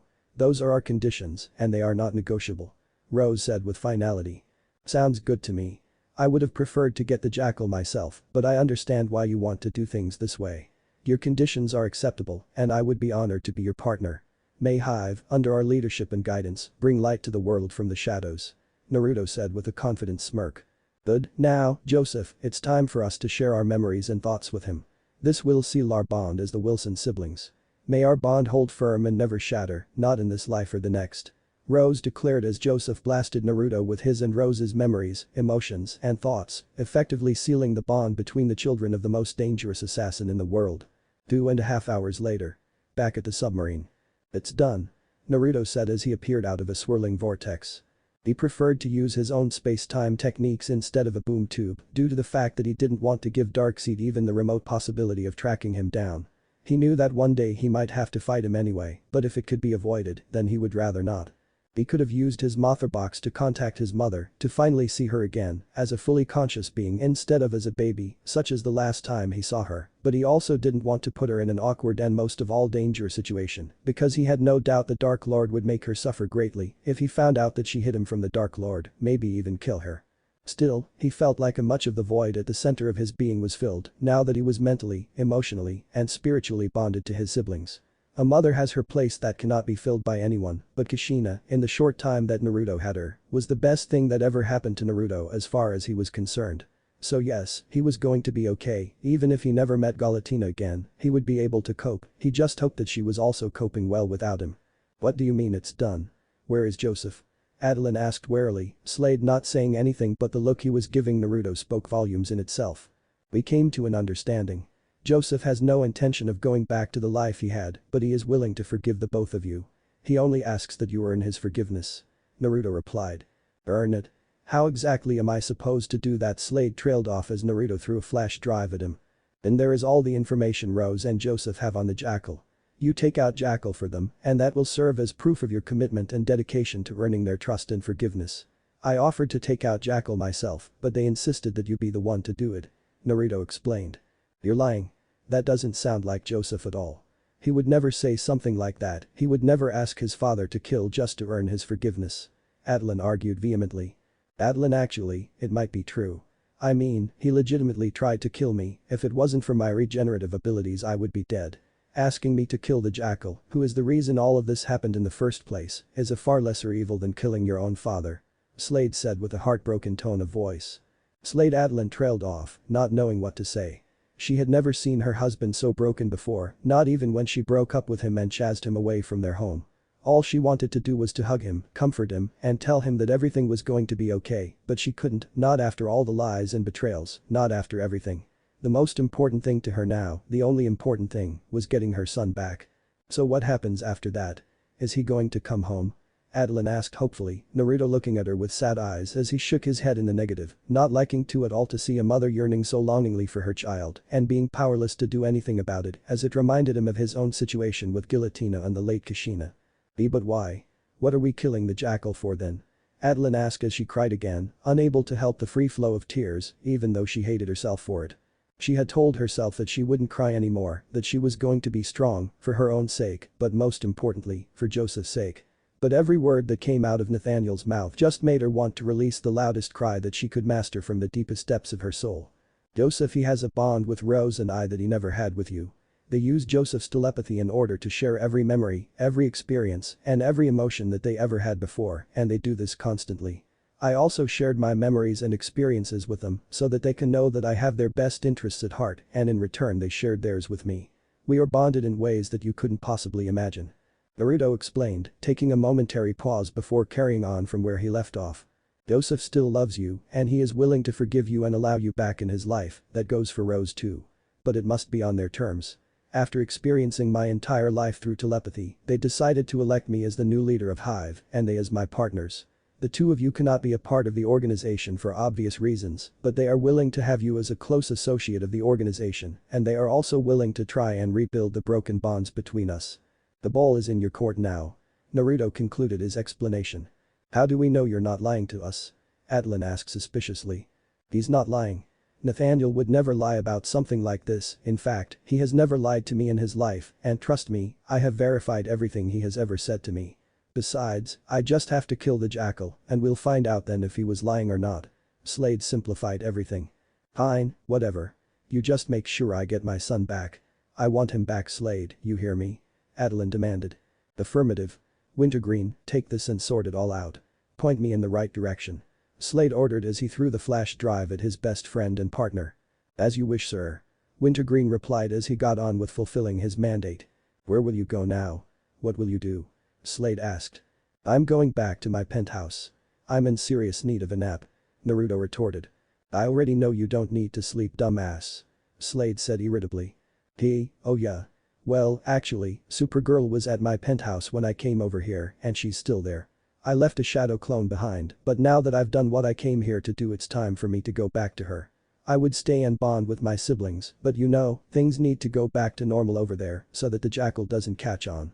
Besides, we already shared everything telepathically, they know everything about me and them, so it isn't like we need to get to know each other better or anything. Naruto replied. What about me? Or do I just not matter to you? You're not interested in getting to know me? Or you don't think I want to get to know Joseph's brother? Adeline asked with a deep frown. I didn't think you know since father and mother you know, since I'm like a love child and stuff, Naruto sputtered. Look, I hate your father for what he did, I mean I don't hate him, but I hate him, you know. But that doesn't mean I hate you. You didn't do anything, you didn't make him create you, you didn't, right? Adeline asked just to make sure, after all, if God could make Jesus with Mary then what if? Oh no. No, not at all. I did not exist until father and mother made me. Naruto said, half panicked and half amused. There you go then.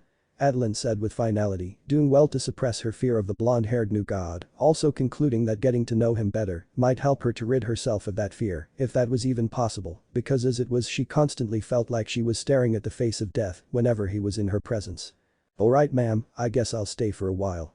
Naruto said, scratching the back of his head sheepishly. 2 months later. Quite an interesting setup you got going on here. The security is quite advanced. Rose said as she looked around her brother's office, not worried at all about being seen with her brother as she officially did not even exist and the identity she was currently using was a false one, going by the name Samantha Midnight as her cover identity. Nothing out of the ordinary for a multi-billion-dollar industry owned by the smartest person in the universe. Naruto retorted. Boss, who is this woman? I've checked for her identity on the web matrix, I've searched every nook and cranny of it, and my conclusion is that she is using a false identity. I couldn't however find her real identity. That has never happened to me before. The only other person that happened with was you. Zalika Akahak said on Naruto's comms. She is a woman from Africa, Kenya in particular, where she was kidnapped as a child because of her genius intellect and technological prowess and used to commit high-profile thefts as the gang's tech expert. She worked for the gang for years, under duress, until her brother was killed by the gang for stealing from them, and that's around the time her technopathic abilities kicked in, and she used her powers to get revenge on the criminal organization that kidnapped her by trapping them in a computer and having a computer virus annihilate all the members, thus earning her freedom. The missing information in this story is that Naruto is the one who found her and gave her the advice to eliminate her gang members and emancipate herself when he was on one of Kitsune's secret missions in Kenya. The Kenyan government, at a great financial cost, had hired Kitsune in order to stop the plague on their state that was looting funds and valuable items, a plague they were unable to track down or monitor due to their incredible digital prowess. Naruto, or rather Kitsune, ever the meticulous one, had managed to track the gang down and also identified their secret, that secret being Zalika herself. After investigating her background, he had kidnapped her and then convinced her to emancipate herself and avenge her brother, convinced her that only she could truly help herself, but only if she had the courage to do so. Needless to say, she had found her courage and emancipated herself just as Naruto advised, avenging her brother in the process.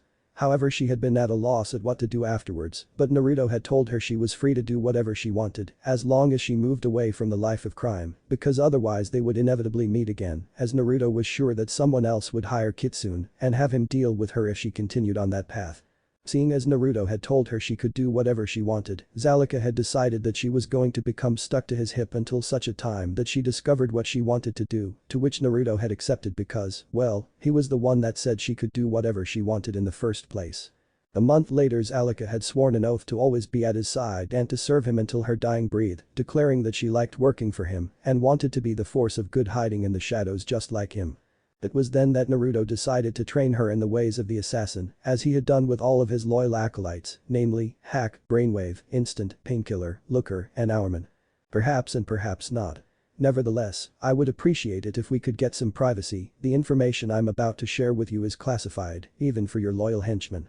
Samantha Aka Rose Wilson said with an air of authority that neither Instant nor Poison Ivy could understand, this being Painkiller's day off, hence Instant, instead of Painkiller being at Naruto's side. I see. I do hope it isn't anything bad. Naruto said for pretend's sake, he and Rose already having their real conversation telepathically, or rather, via mind transfer technique as Naruto would say. Nothing of the sort. It is very good news, trust me. Rose said with a confident smirk. Alright then. Instant, Ivy, please leave us. Naruto ordered authoritatively. Sure thing, the boss. No. Instant and Poison Ivy said at the same time, Instant immediately looking at his colleague as if she had grown a whole new head on her shoulders. Excuse me? Rose asked with a dangerous tone, angry on both hers and her brother's behalf at this blatant act of insubordination. When you hired me as your pawn bodyguard, I only accepted because of the clause that I would be privy to all information regarding your business and your future plans. It's been 2 months and I'm no closer to knowing jack about what's going on. You haven't told me shit. I'm starting to think maybe I should have killed you after all. In fact, why don't I rectify that mistake right now? Ivy trailed off as she pulled out 2 sunflowers from the pockets of her blazer, having started to wear a more formal outfit since she started working for Naruto, consisting of a black shirt and a green blazer, along with a matching green skirt and a green tie. Yes, she has quite a thing for the color green. Damn girl, you don't have to pull out the sunflowers for this. What's wrong with you? Shut up. This has nothing to do with you. I'll have you know that I've set up a lot of my Flora friends in strategic locations all over this building. So I dare you, just try and teleport me out of here. Pamela said venomously, cutting Instant off mid-sentence. Should I do it, boss? Just give me the word and I'll take care of her. Hack said, only to be once again completely ignored by her boss. Pam, I know these are business hours, but Samantha and I are not doing wave consolidated business. This is other business that has nothing to do with what we do here or my plans related to clean energy and eco-activism. In other words, this particular business is none of your concern, so butt out. Naruto said sternly, Poison Ivy's eyes widening as realization dawned on her. You mean it's personal? Then you and her. Pamela trailed off as she blushed in embarrassment and envy deep within her heart that she didn't even understand as she was happily in love with Kiteman. Can you please excuse us now? Rose said with mischief dancing in her eyes, content to let Pamela believe that she and Nathaniel were an item. After all, in her experience, it always worked out best when people believed a lie that you didn't even have to tell. Okay, that was very unprofessional of me, to say the least. I'm so sorry. We are leaving right now, as in immediately instant. God damn it, when I say immediately it means teleport us away right now. Pamela exclaimed, taking out her frustrations on Instant, who only rolled his eyes at her as he grabbed her hand and teleported the two of them out of there. Scanners show neither the presence of Poison Ivy or her so-called Flora friends in or outside of your office. All is clear, sir. Hack reported, again not getting any response from her boss, although that in itself was acknowledgement according to their arrangement. I thought she would never leave. You really need a stronger leash around that dog of yours. Rose said as she finally sat down, her brother following suit as he sat across from her. None of my subordinates are shackled, they can leave whenever they want. Of course I would like them to stay, but nobody is forcing them to stay either. I have no use for people who do not want to be here. Naruto replied. Oh, I know that, I've been in your mind, remember. I was surprised at your methods, I have to admit, very un-ninja-like. But they do work very well. I was especially surprised that everyone at Hive chose to stay. I thought we would lose at least half of them when you gave them a choice. Rose retorted. People work far better and are far more happy when they are at a place they chose for themselves. Nevertheless, that's not why you're here because you want to hit a government facility and steal their prized assets. It's risky. There is no telling what goes on in the minds of those guys.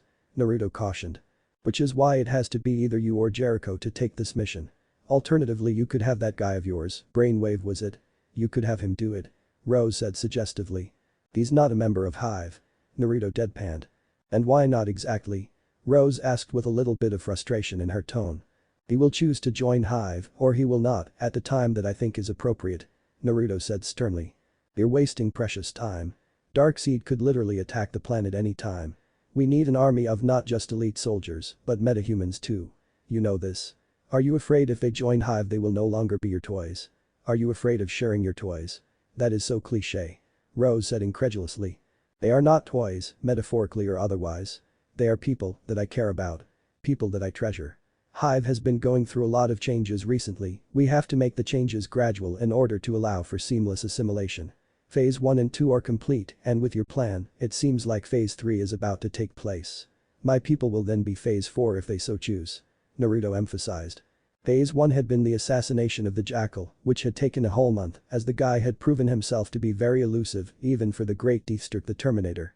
But ultimately, their father had pulled through and delivered on his promise, bringing the head of the Jackal to his children as a gesture of goodwill. Phase 2 had been the systematic identification and assimilation of all the Hive factions into one, under the rule and control of Kitsune, Hive Queen, and Jericho, and that too had taken an entire month. So you approve of my plan? Rose asked excitedly, ignoring everything else that her brother said for the meantime. It is a most brilliant and inspired plan. If we are able to successfully convert them, then they will be an invaluable addition to the organization. Our army strength could double or even triple just by adding those 5 individuals. Naruto said thoughtfully. We've already developed uniforms and a theme for them. We call them the Royal Flush, and by we I mean me. Rose said excitedly and arrogantly. Interesting. Send me the schematics for their uniforms and weapons. I want to see if there are any improvements I can make. Naruto replied. Of course. That was the plan from the get-go. Now it's time to decide who will go, you Jericho or Brainwave. Rose said with a taunting smirk. Has Jericho been on a solo mission before?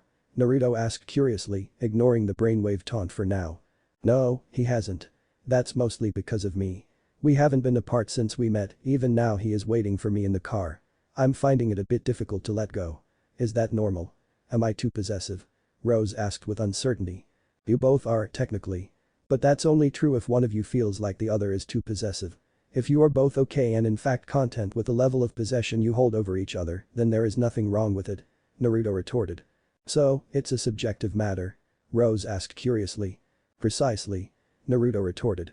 I see, Rose thought, seriously giving the matter some thought. Naruto noticed. In any case, it's time Jericho went on a solo mission. He needs to be able to stand on his own. There might come a time where you will each have to fight your own individual battles. He will need to know what that feels like and how to overcome it. The same goes for you. Naruto replied. I understand. And once the Royal Flush unit is debriefed, assimilated, and trained, what then? Rose pressed further. Then I will take the necessary steps to assimilate Hive into Wave Consolidated and will of course breach the topic to my personal combat unit and bodyguards. Naruto replied. What about Poison Ivy? You can't seriously be considering bringing in that nut job into the fold, can you? She's a loose cannon. Rose said skeptically. That's part of the reason I have delayed the assimilation. I'm still studying her behavioral patterns, trying to earn her trust and hoping she earns mine. The situation with her is delicate, and while Hive is meant to be an organization dedicated to human excellence, she has absolutely no regard for human life or its potential. Change takes time, sister. Naruto explained. Use your ninja seduction techniques or whatever. Give her some good nougat and she will be swooning over you in no time at all. Rose said half serious half joking. Those techniques may come in handy one day, but I do not believe this is the time for that. Trust must be earned honestly and sincerely, otherwise it is meaningless, and whatever bond comes from that dishonesty is doomed to self-destruct. Naruto replied firmly. A ninja with good morals. You're so weird, brother. Rose retorted. Yes, well, this ninja is not a mere tool, nor are his subordinates. Every system has to evolve, so think of it as me evolving the ninja code. Naruto retorted. Haha. You always have some weird philosophical retort waiting, don't you? Is there a ninja scroll somewhere in your penthouse full of those? Rose asked incredulously. Perhaps. Naruto said half-jokingly. HN, whatever, Mr. Enigma. I have to go before Poison Ivy sends her legion of plants to investigate what's going on. I'll see you around, brother, and it goes without saying that I love you dearly. Rose said sincerely. I love you too, always forever. Naruto replied with a genuine smile as he walked his sister to the door, the other part of his mind still analyzing the data that his sister had telepathically shared with him. Long ago, the government kidnapped 5 children who had special gifts. One was a big, athletic kid of African American lineage who had super strength and super durability as his powers. The other 4 were all European American, a girl with the ability to control magnetic fields, another with dangerous telepathic abilities, and 2 boys, one with the ability to manipulate fire and plasma energy, and the other who had the power of elasticity, basically meaning he could stretch his body and transform it into basically any shape or form he wanted. These kids, against their will, had been trained as weapons in a secret government facility, and it was Hive's plan to liberate them and offer them sanctuary as members of Hive. It was both Naruto's and Rose's hope that Joseph aka Jericho succeeded in his mission of recruiting the would-be royal flush unit. Brother, sister. That woman is your sister. I thought there was a strange bond between the two of you, but I didn't know it was something like this. And this Jericho, who is he to her? Who is he to you? Why did you allow me to listen to this conversation? You never do anything without a reason. Hack asked a whole lot of questions, slightly frustrated by the fact that she even had to ask given the fact that attaining all information on any matter was kind of her specialty. Her real name is Rose Wilson, her alias is Hive Queen. Jericho's real name is Joseph Wilson, and my real name as you know, or rather my other name, is Nathaniel Wilson. And yes, they are also, like me, the children of Deathstroke the Terminator. Naruto replied. And the 3 of you are part of a secret organization known as Hive. Hack asked curiously, her surprise only supplanted by her curiosity. We are the ringleaders, with me at the top of the hierarchical chain. As for the answer as to why I allowed you to overhear the conversation, I think it should be obvious, shouldn't it? I mean, Rose and I did breach the topic in our conversation. Naruto replied. You want to ask me to join Hive? As if you actually need to ask me that question. Of course I will join Hive, I'd be honored, sir. Hack replied excitedly. In that case, it is time for me to take your training to the next level. Naruto retorted. The next level? There is a next level. Hack asked incredulously, pretty sure that apart from her boss, no one was a better hack than she was. You have mastered technological and software interfacing with Earth technology, but there are so many different kinds of technology from all across the universe, so many far more advanced technologies than what you are used to. So from now on, we will be focusing on that. Naruto explained. I'm assuming you somehow have access to these technologies? Hack asked curiously. Naturally.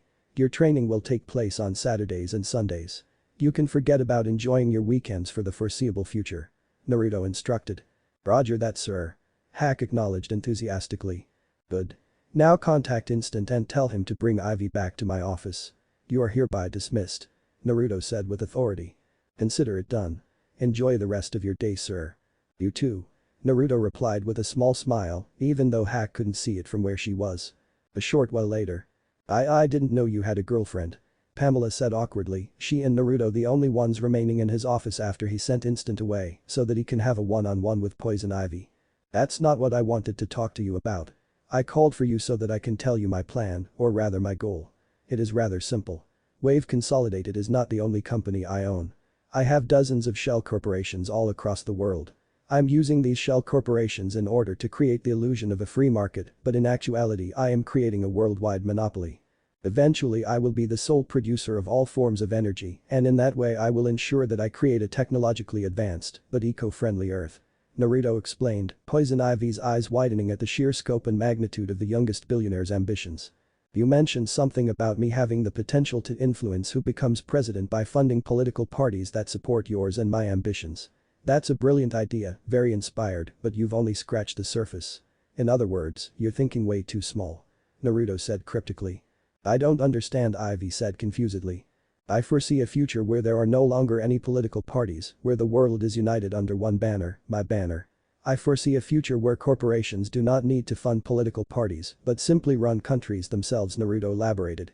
And since you'll have a monopoly that branches throughout the entire planet, you'll run every country in the world, and therefore the world itself. Poison Ivy trailed off, eyes wide in shock and awe, as she instantly developed a much higher level of respect and admiration for the sun-kissed new god. Precisely. Now, I'm going to be frank. There is a lot I haven't told you about me, a lot that you do not know. You haven't earned that level of trust yet, and there is no guarantee you ever will. However, I happen to believe in second chances, so I'm willing to give you a chance.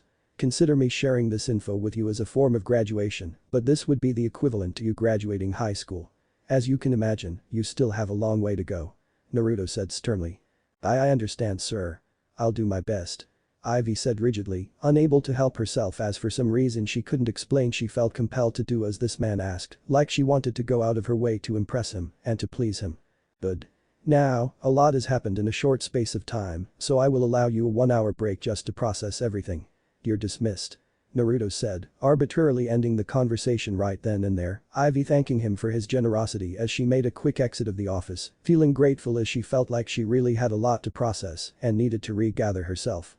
Quickly locking up the office, Naruto quickly activated the 3D screen in his office and switched on the live Supergirl interview that was playing on Catco News, internally noting just how quickly things had changed in the last 2 months, as before he and Supergirl started hanging out and having dinner together literally every night, he would have never been caught blowing off working hours to watch a Supergirl interview. But she had told him about it last night and asked him to watch her first live appearance on screen. As much as he hated to admit it, he would feel horrible if he had to tell her that he missed it. His pride and ego was yelling at him to ignore the interview and not become influenced and changed by a stupid girl in blue spandex, but his mind and heart were telling him that Supergirl was worth all the trouble and that she was the kind of person he needed to associate with in order to remind himself that there really is goodness in the world, pure, genuine kindness and goodness. Am I some kind of idiot? Naruto thought out loud, eyes wide as he realized, or rather remembered that there was no such thing as shirking your responsibilities when you can literally make real-life clones of yourself and make them do all of the metaphorical heavy lifting. Shadow clone jutsu. Naruto said with his hands formed into a cross-hand sign, an exact replica of him appearing next to him and immediately starting with the work that Naruto was meant to be doing. Supergirl is turning me into an idiot, or maybe her idiocy is contagious. Naruto thought as he smacked his head against his forehead. Slip of the tongue. 6 hours ago. So, Supergirl, let's get the obvious questions out of the way. Are you in fact, like Superman, a Kryptonian, and if you are, what is the relationship between the two of you? Are you his wife, his sibling, his friend, or is there absolutely no relation between the two of you? Kat asked curiously. She was a little disappointed to have only gotten an afternoon slot for the Supergirl interview, whereas Superman had been able to get a primetime interview slot on his first public interview with Lois Lane of the Daily Planet. Had she been a lesser person she might have been tempted to accuse the media of gender bias, but she knew for a fact that wasn't the case.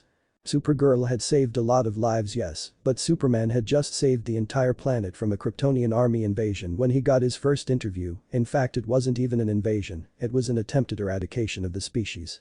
There was also the fact that Superman was the first of his kind, so there was a lot of novelty surrounding the situation, whereas with Supergirl, it was more of a been there seen that situation. Pat therefore knew that it was what it was, and there really wasn't much she could do about it without playing the victim to the public, in other words, manipulating the public by telling lies, which was something she would never do. She just hoped that in time Supergirl would be able to live up to the Superman legacy, or dare she say it, surpass it. Well, as you already know, Superman's real name is Kal-El. Mine is Kara Zor-El, so yes, we are family members. My father and his father were brothers, so he is my close cousin. I was actually sent here to protect him and to guide him towards his destiny, but for reasons I cannot disclose, his pod made it to Earth before mine, while I was stuck in another dimension where time has no meaning. That is why, despite being born 13 years before he was, I am now actually younger than he is. Kara explained, trying to summarize the story into as short a version as she could without making it hard to understand. In another dimension. Okay, that's not normal at all, I mean none of it is, but we'll leave it at that for now. This interview is not necessary about learning about your past more than it is about getting to know Supergirl the person. So with that said, are you and your cousin close? And the symbol on your chest, is it a family crest? Kat asked. We are not as close as I would have liked, in fact for a long time I felt like he abandoned me. However, the bond between us is unbreakable. I will always love him just as I am sure he will always love me. And yes, it is a family crest, it looks like an S, but where we come from this symbol stands for hope. Kara explained with a nostalgic smile. Hope huh? That sounds like a wonderful ideal. It is. It is what drives both me and my cousin. I would like to believe that we are the embodiments of that ideal, or at least I know that we both try our best to be. Supergirl said earnestly. I see. So Supergirl, are your people attracted to human beings? I mean you obviously aren't like us with you being practically invincible and all, but you do look like us humans, albeit perfect versions of us. What I'm trying to say is there a love interest somewhere out there? And can you tell us about him or her? Kat asked with both curiosity and excitement. Well yes. Yes there is. Kara said excitedly, unable to contain her excitement try as she might. And he's human? Kat asked, surprised. Why yes, I mean, to the best of my knowledge he is. Kara said joyously. Oh my god look at you. I know that look, Supergirl, you're in love. Kat said as realization dawned on her. What? And no. PSSH. I'm not in love I just like him a lot. That's all. Kara sputtered, blushing up a storm as her cheeks turned bright red. Supergirl I can see it all over your face. You have to tell the audience, I'm sure the whole world is just dying to know who the lucky bastard is. Kat insisted. Well, I can't tell you his name of course, but he is tall, very tall, but not too tall you know. He's in great shape and he is young, successful, handsome, very intelligent, funny, weird, but good weird you know, lovable weird. He's also very sweet, but in a roundabout sort of way. He tries to pretend he doesn't care, but then he does things that show that he really does care. Supergirl tried to explain without giving away too much detail. He also has this presence about him, like you know, like military commander or a CEO or something. He commands a lot of respect without actually demanding it. He has the body of a Greek god, but he is also kind of a geek. He's Greek geek, or a cross between a jock and a nerd. Supergirl said, smiling and laughing fondly as she tried to imagine the look on her crush's face at being called a Greek geek. We've been seeing each other for 2 months now, but we haven't taken the relationship to the next level yet, but I think we could, maybe soon, I dunno oh my god, I forgot he's actually listening to the interview. Supergirl squealed, covering her face with her hands in embarrassment. Wow, honestly that was more information than I expected, but that only proves that you are in love with him. Kat said triumphantly. What? That doesn't prove anything. Supergirl exclaimed in complete denial about her feelings. When you love someone the way you love him, you cannot stop talking about them. If someone asks one question that you can answer in one sentence, you can end up talking the whole day about that person. At the very least you have a very real and strong crush on him. Kat said confidently. Well, when you put it like that then I guess you make a good point. Kara admitted. Good, now tell us his name. Kat urged. Never. I would never jeopardize his life like that. I have very dangerous enemies. I can't do that to him. Kara said sternly. Where does he live? Kat persisted. Not a national city, that's all you're going to get. Kara said defensively. Okay fine. I know I have intruded on your privacy, so I will back off now. Kat said, although internally she was happy that she had managed to get Supergirl to reveal that much information, as she was sure that with what she had, she could narrow it down and figure out who the mystery man was, or at least she could make a list of potential suspects. Thank you. Supergirl said with gratitude. So, crime fighting. Do you have a sidekick? If not, do you plan to get one? Is there someone helping you in the shadows? Oh, and do you have a secret identity? Kat asked numerous questions consecutively, the rest of the interview carrying on in that light-hearted tone, as Kat didn't want to drive Supergirl away. She wanted Supergirl to feel comfortable with her and Katko, in other words, this interview was a welcoming gesture so to speak. If Supergirl felt comfortable and enjoyed her first interview at Katko, then she would definitely come back again, which is when Kat planned to ask the real hard questions. For now, getting to know the girl of steel and formally introducing her to the citizens was good enough. Currently. I guess you're angry about the interview. Supergirl said self-consciously.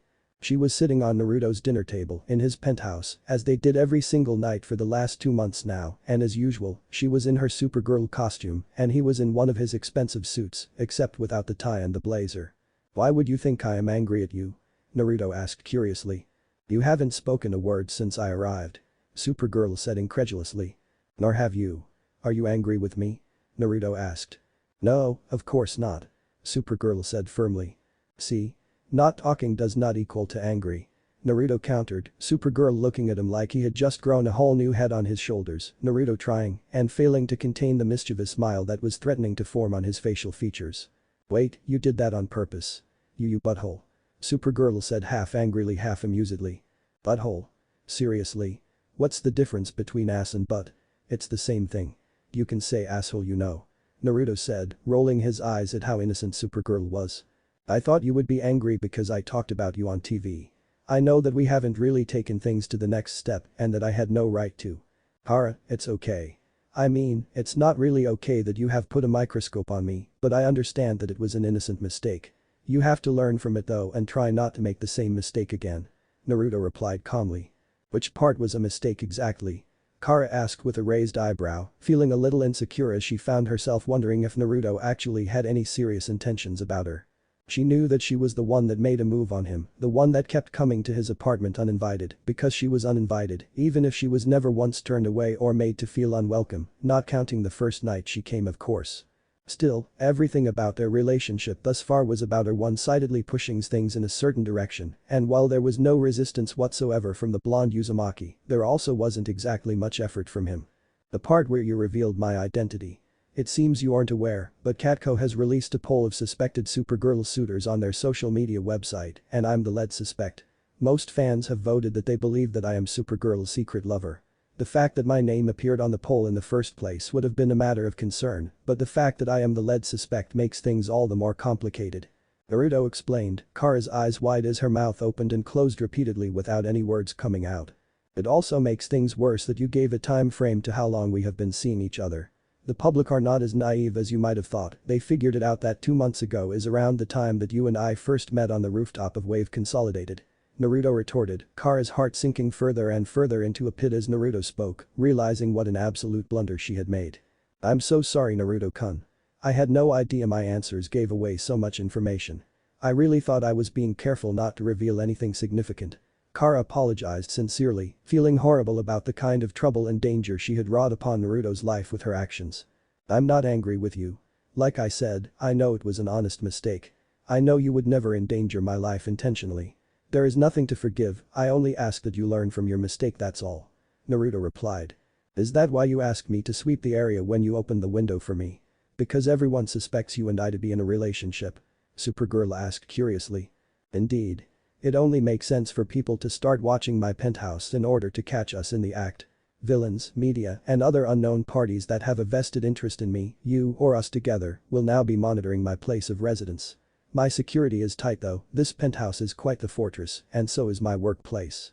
I've beefed up security ever since Poison Ivy's attack. Naruto replied. Naruto-kun, my enemies are super villains, some of which give even me a run for my money. I think whatever this is, we should end it. I think I've ruined it beyond repair. It's best we stop now before you get hurt. Kara said, trying and failing to hold back the tears that started falling from her eyes. Well, that's up to you. Personally, I would be very hurt and disappointed if you pulled out now. I was actually planning to ask you to be my girlfriend. Naruto deadpanned, much to Kara's utter surprise, unable to believe the information her brain was retrieving from her ears. Naruto, if he noticed the stunned silence, doing well not to show it as he simply continued with his monologue.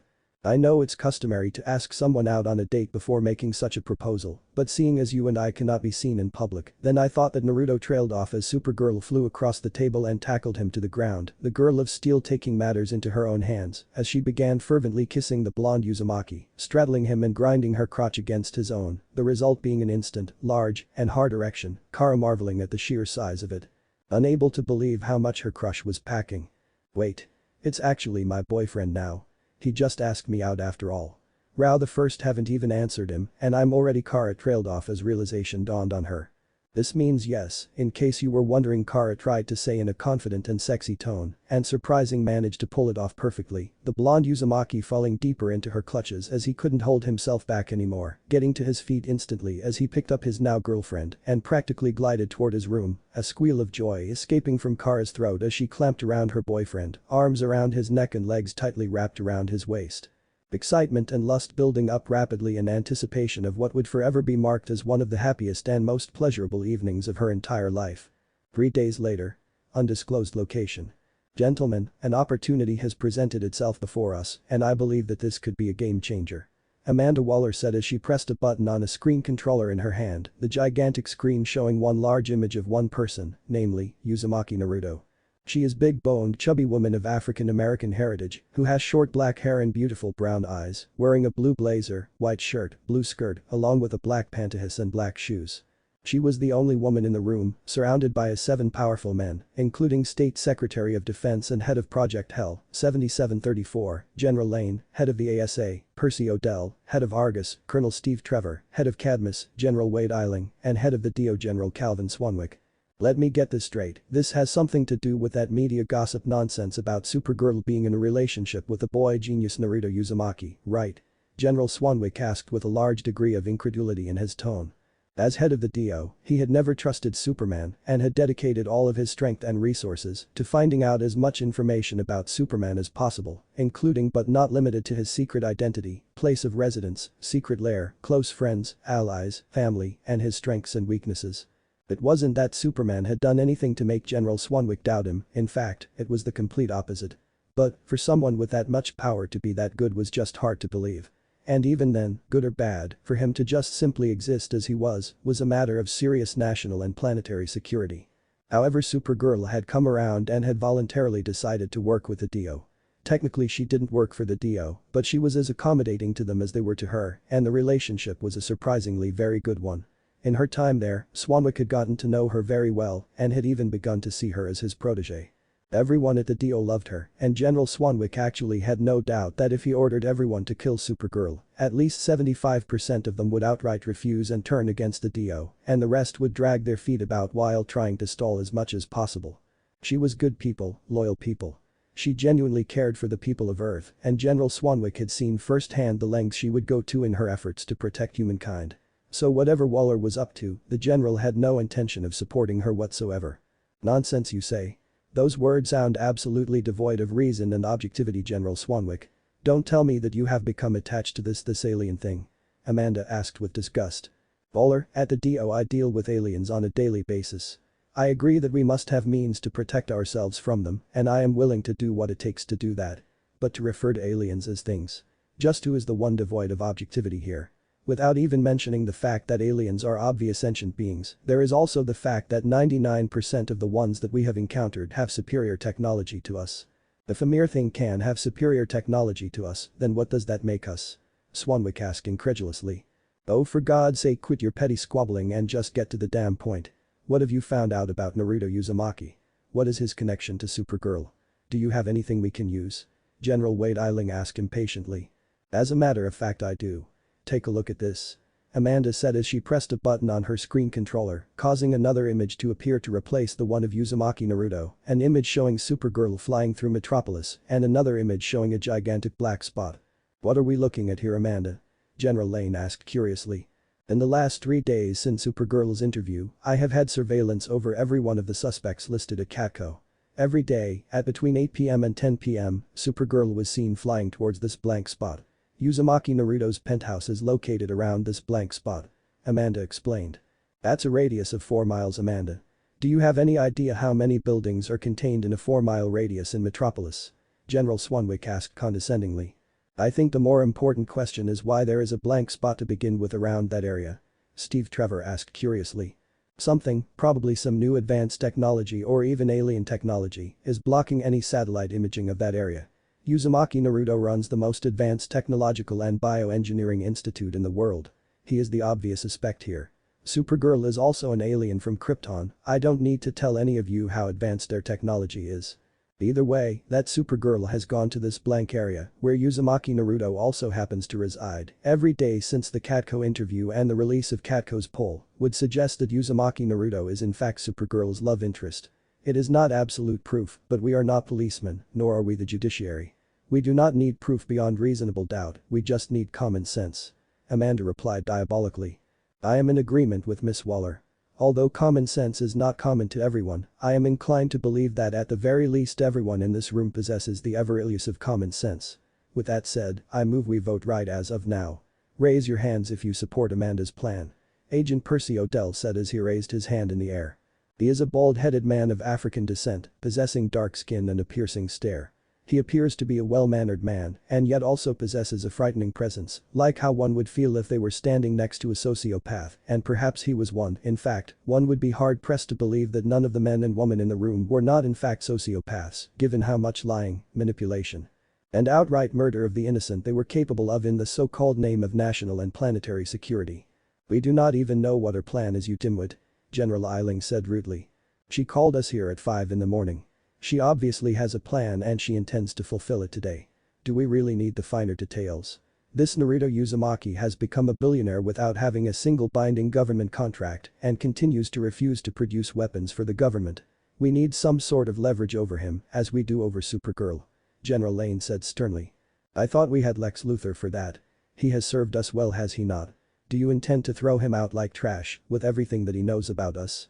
General Eiling asked warily. Why does it have to be either or? Why not secure them both? And why would we be content with just Lex Luthor? Lex Luthor has the second best technology in the world, why should we settle with second best?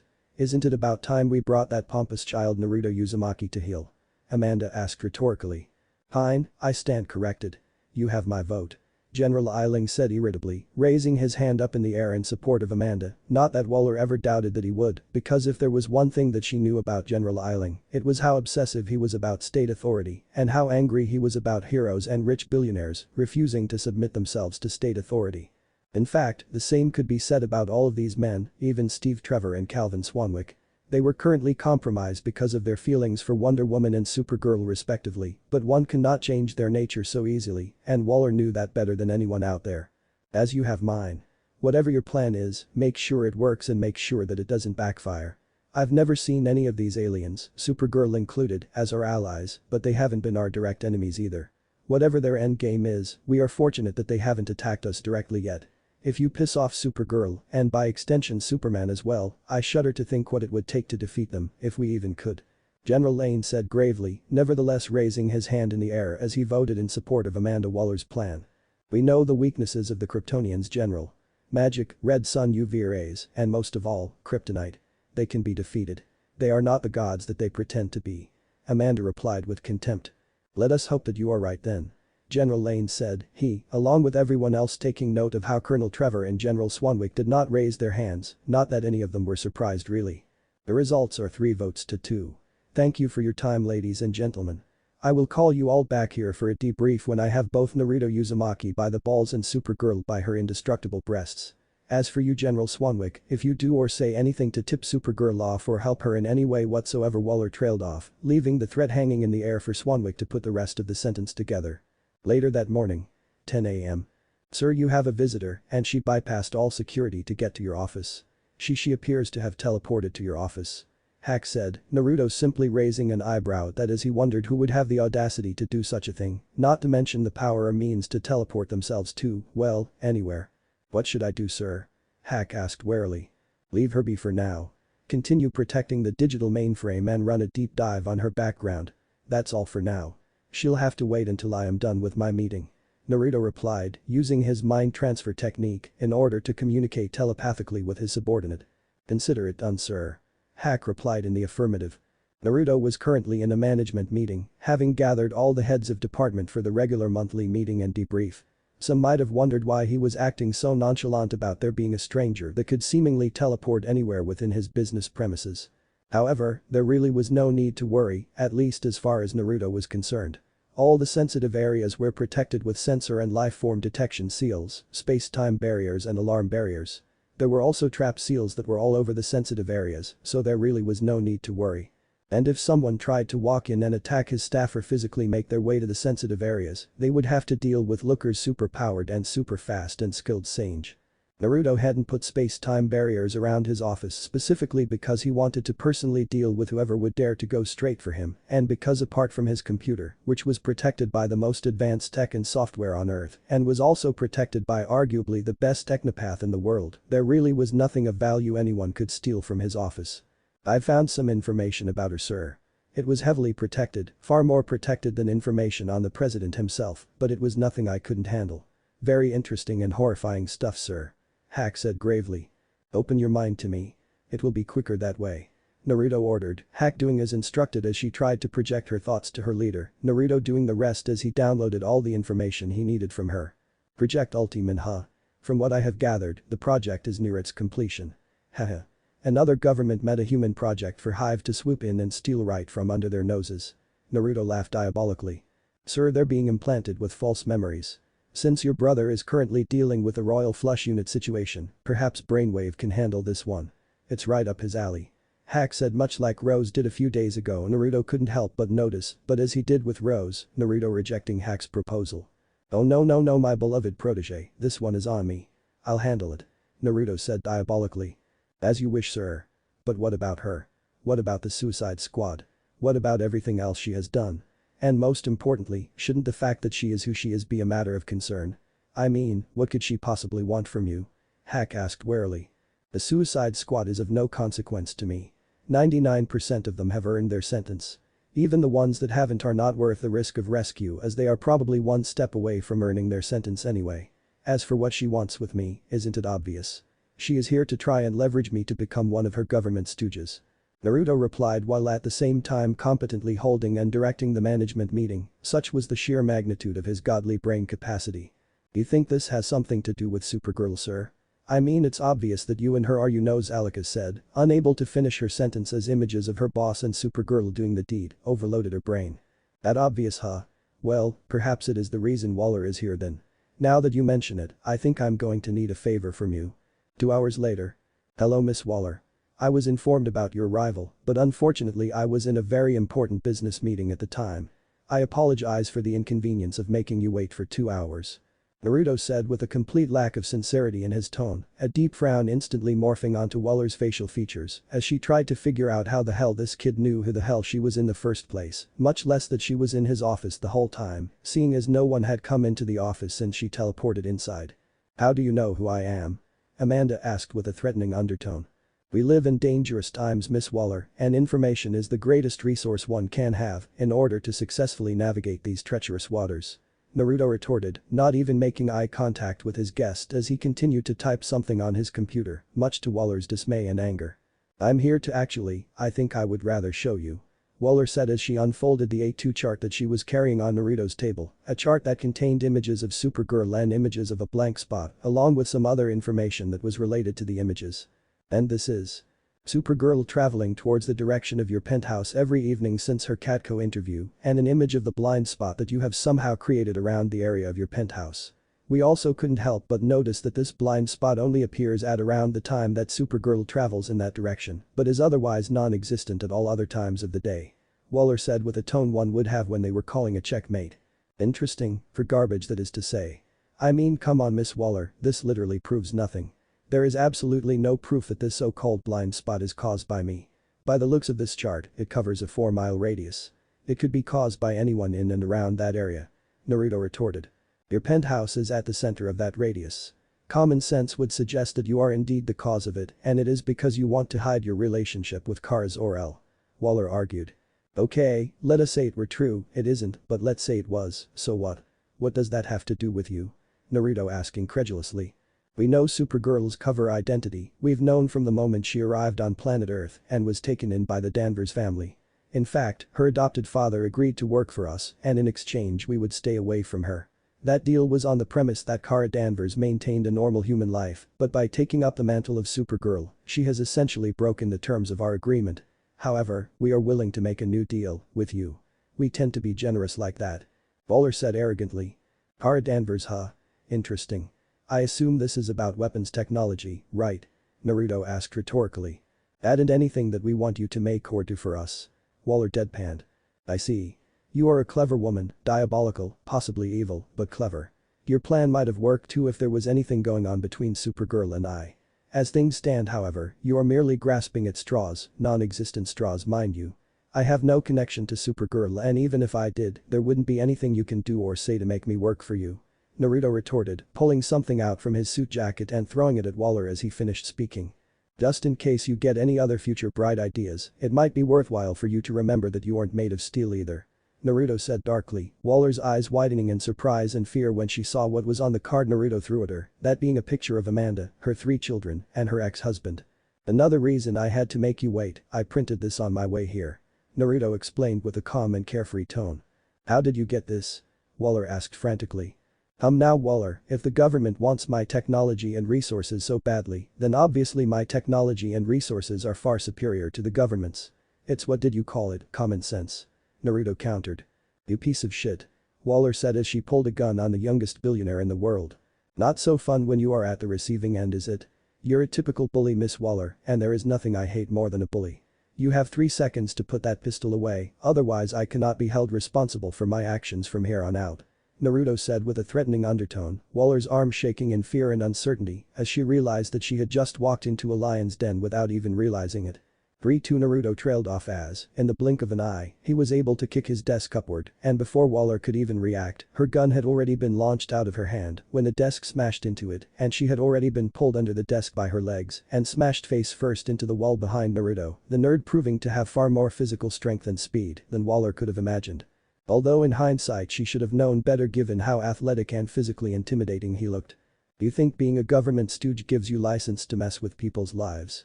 Huh, Waller?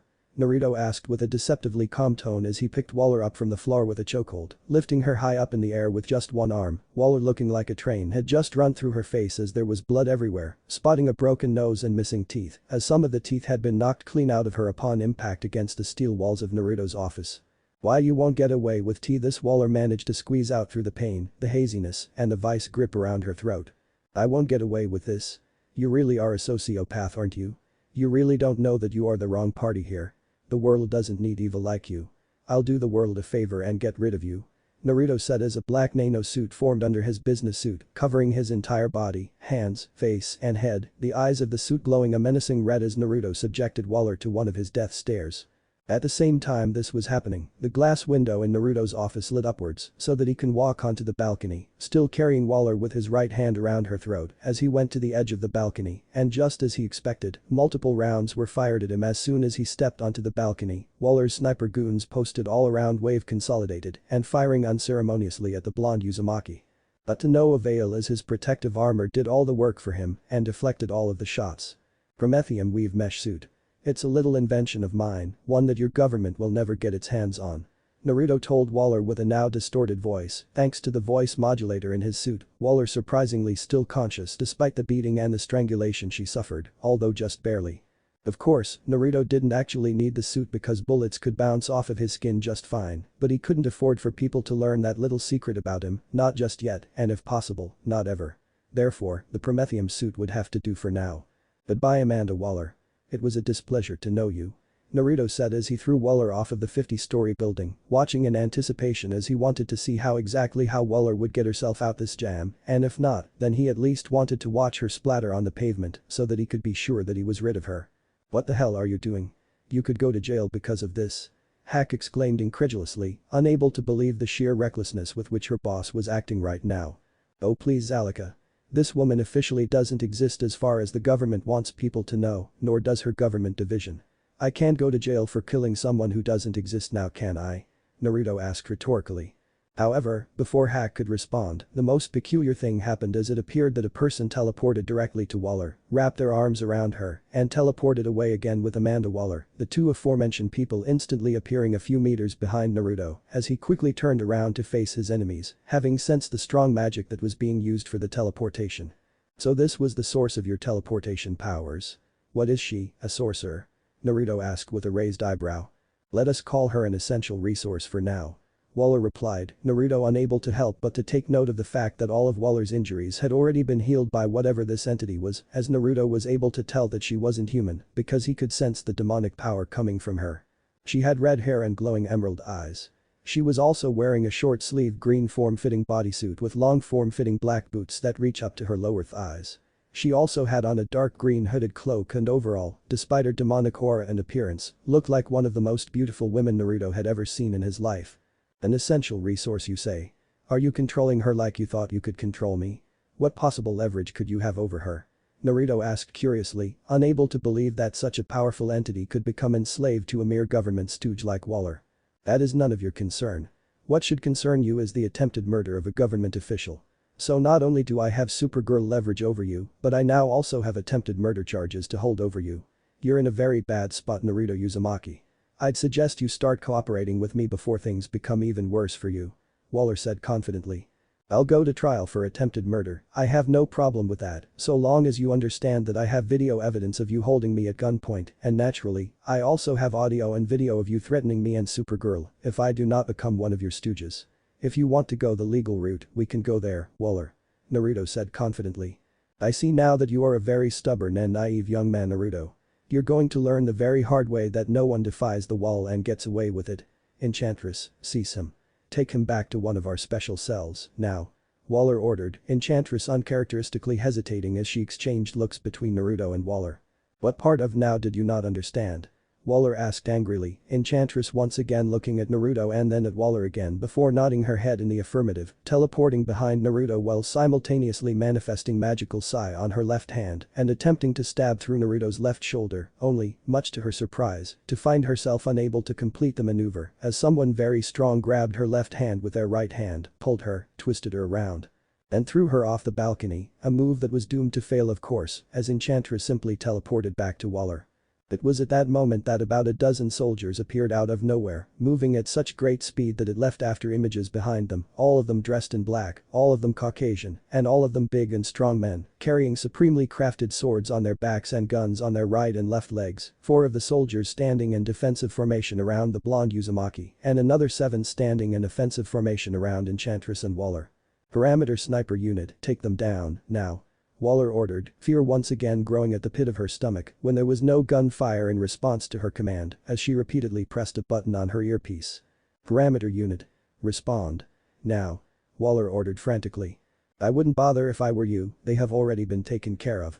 You're all alone now, Waller. Naruto said confidently. Alone? Ha.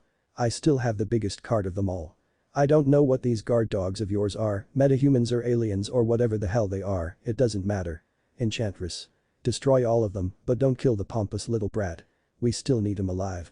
Waller ordered with a diabolical smirk, Enchantress doing as instructed as she instantly teleported behind one of the soldiers, manifested both of her magic Sei, and attempted to decapitate him, only for the soldier to duck just at the right time, without even turning around to look and see where the attack was coming from or what kind of attack it was. Simultaneously as that was happening, another one moving so fast that once again he left after images behind him as he attempted to decapitate Enchantress at the waist, only for her to again evade at the last second as she once again teleported away. Instead of going back to Waller's side, Enchantress appeared behind the one that tried to decapitate her, right on his blind spot, knowing that his partner could not help him as he was still bent at the waist and facing the other side. However, again, much to Enchantress's shock, this one too was able to perfectly evade the attack as if he saw it coming, even though it came from his blind spot. And then proceeded to pull his gun out and shoot at Enchantress at point-blank range, not with bullets, but with some weird energy blaster that Enchantress instinctively knew would hurt like hell, and so she teleported away again, this time however returning to Waller's side instead of trying to attack another of these dangerous people. I cannot defeat them easily, at the very least I cannot defeat them while protecting you as well. Their speed and reactions are out of this world. It's almost like they have eyes at the back of their heads. This mission of yours is a failure. I would suggest a strategic retreat. Enchantress said, Waller shocked by what she was hearing as the only time Enchantress ever spoke to her was when she was threatening her. What are they? Do you know? Waller asked warily. Some kind of metahuman, but not like any I have encountered. I've tried to link with them telepathically, they seem to have a collective conscience, as if they are one person, perhaps that is why they are able to react to my attacks, even when I attack the blind spot. If they share one mind, then the collective mind must see what all its parts can see, so that only one of them needs to see my position, and the other can react to it. Enchantress explained patiently. You seem awfully cooperative today. Waller asked suspiciously. Am I? I did not notice. Enchantress replied without a care in the world, a kind of nonchalance that Waller hadn't seen on Enchantress before, and it made her worry, the pit in her stomach growing wider and wider with each passing second. Rick. Answer me. Rick. What's the status? What's the black box status? Rick. Waller exclaimed as she frantically tried to activate her communication device, wanting to know that status of the containment unit that housed the heart of the Enchantress. Did I mention that my suit has a frequency jammer too? Naruto asked jovially, Waller's eyes widening as she realized the reason that she couldn't reach her team. What are you up to? Waller asked suspiciously. Right now? Nothing. It's already done. They'll be here in 3, 2, 1. Naruto trailed off as 2 more people joined them on the large balcony, the 2 young men arriving via teleportation, one of them being Instant and the other being Brainwave, who also was dressed in a black military getup, had a face mask covering the lower half of his face, and had red goggles around his eyes. He also had a black trench coat on and spotted blonde hair styled in a military buzz cut and was wearing black body armor over his outfit and under his trench coat. Brainwave, Instant, welcome back. Now why don't you return to the lady the heart that was stolen from her? Naruto ordered, Instant instantly teleporting in front of Enchantress and smacking the glowing black and green heart in his right hand against her chest, the heart immediately attaching itself to her and sinking deep into her chest, causing a power surge as the Enchantress finally got what she had spent the past year dreaming about, her freedom. How did you? What have you done? Waller cried as she rapidly backed away from the Enchantress. You are a fool, Miss Waller. Enchantress is a telepath, you idiot. She and I have been communicating and sharing information from the moment the 2 of you appeared before me. She told me all about how you had her heart in your possession and how you were using it to control her. She told me how you would have Rick Flag blow up or stab the heart if she disobeyed you. Naruto explained, Waller's eyes widening in surprise as realization dawned on her. My man here Brainwave is also a telepath, so I was able to share with them the information Enchantress gave me and, well, I'm sure you can figure the rest out.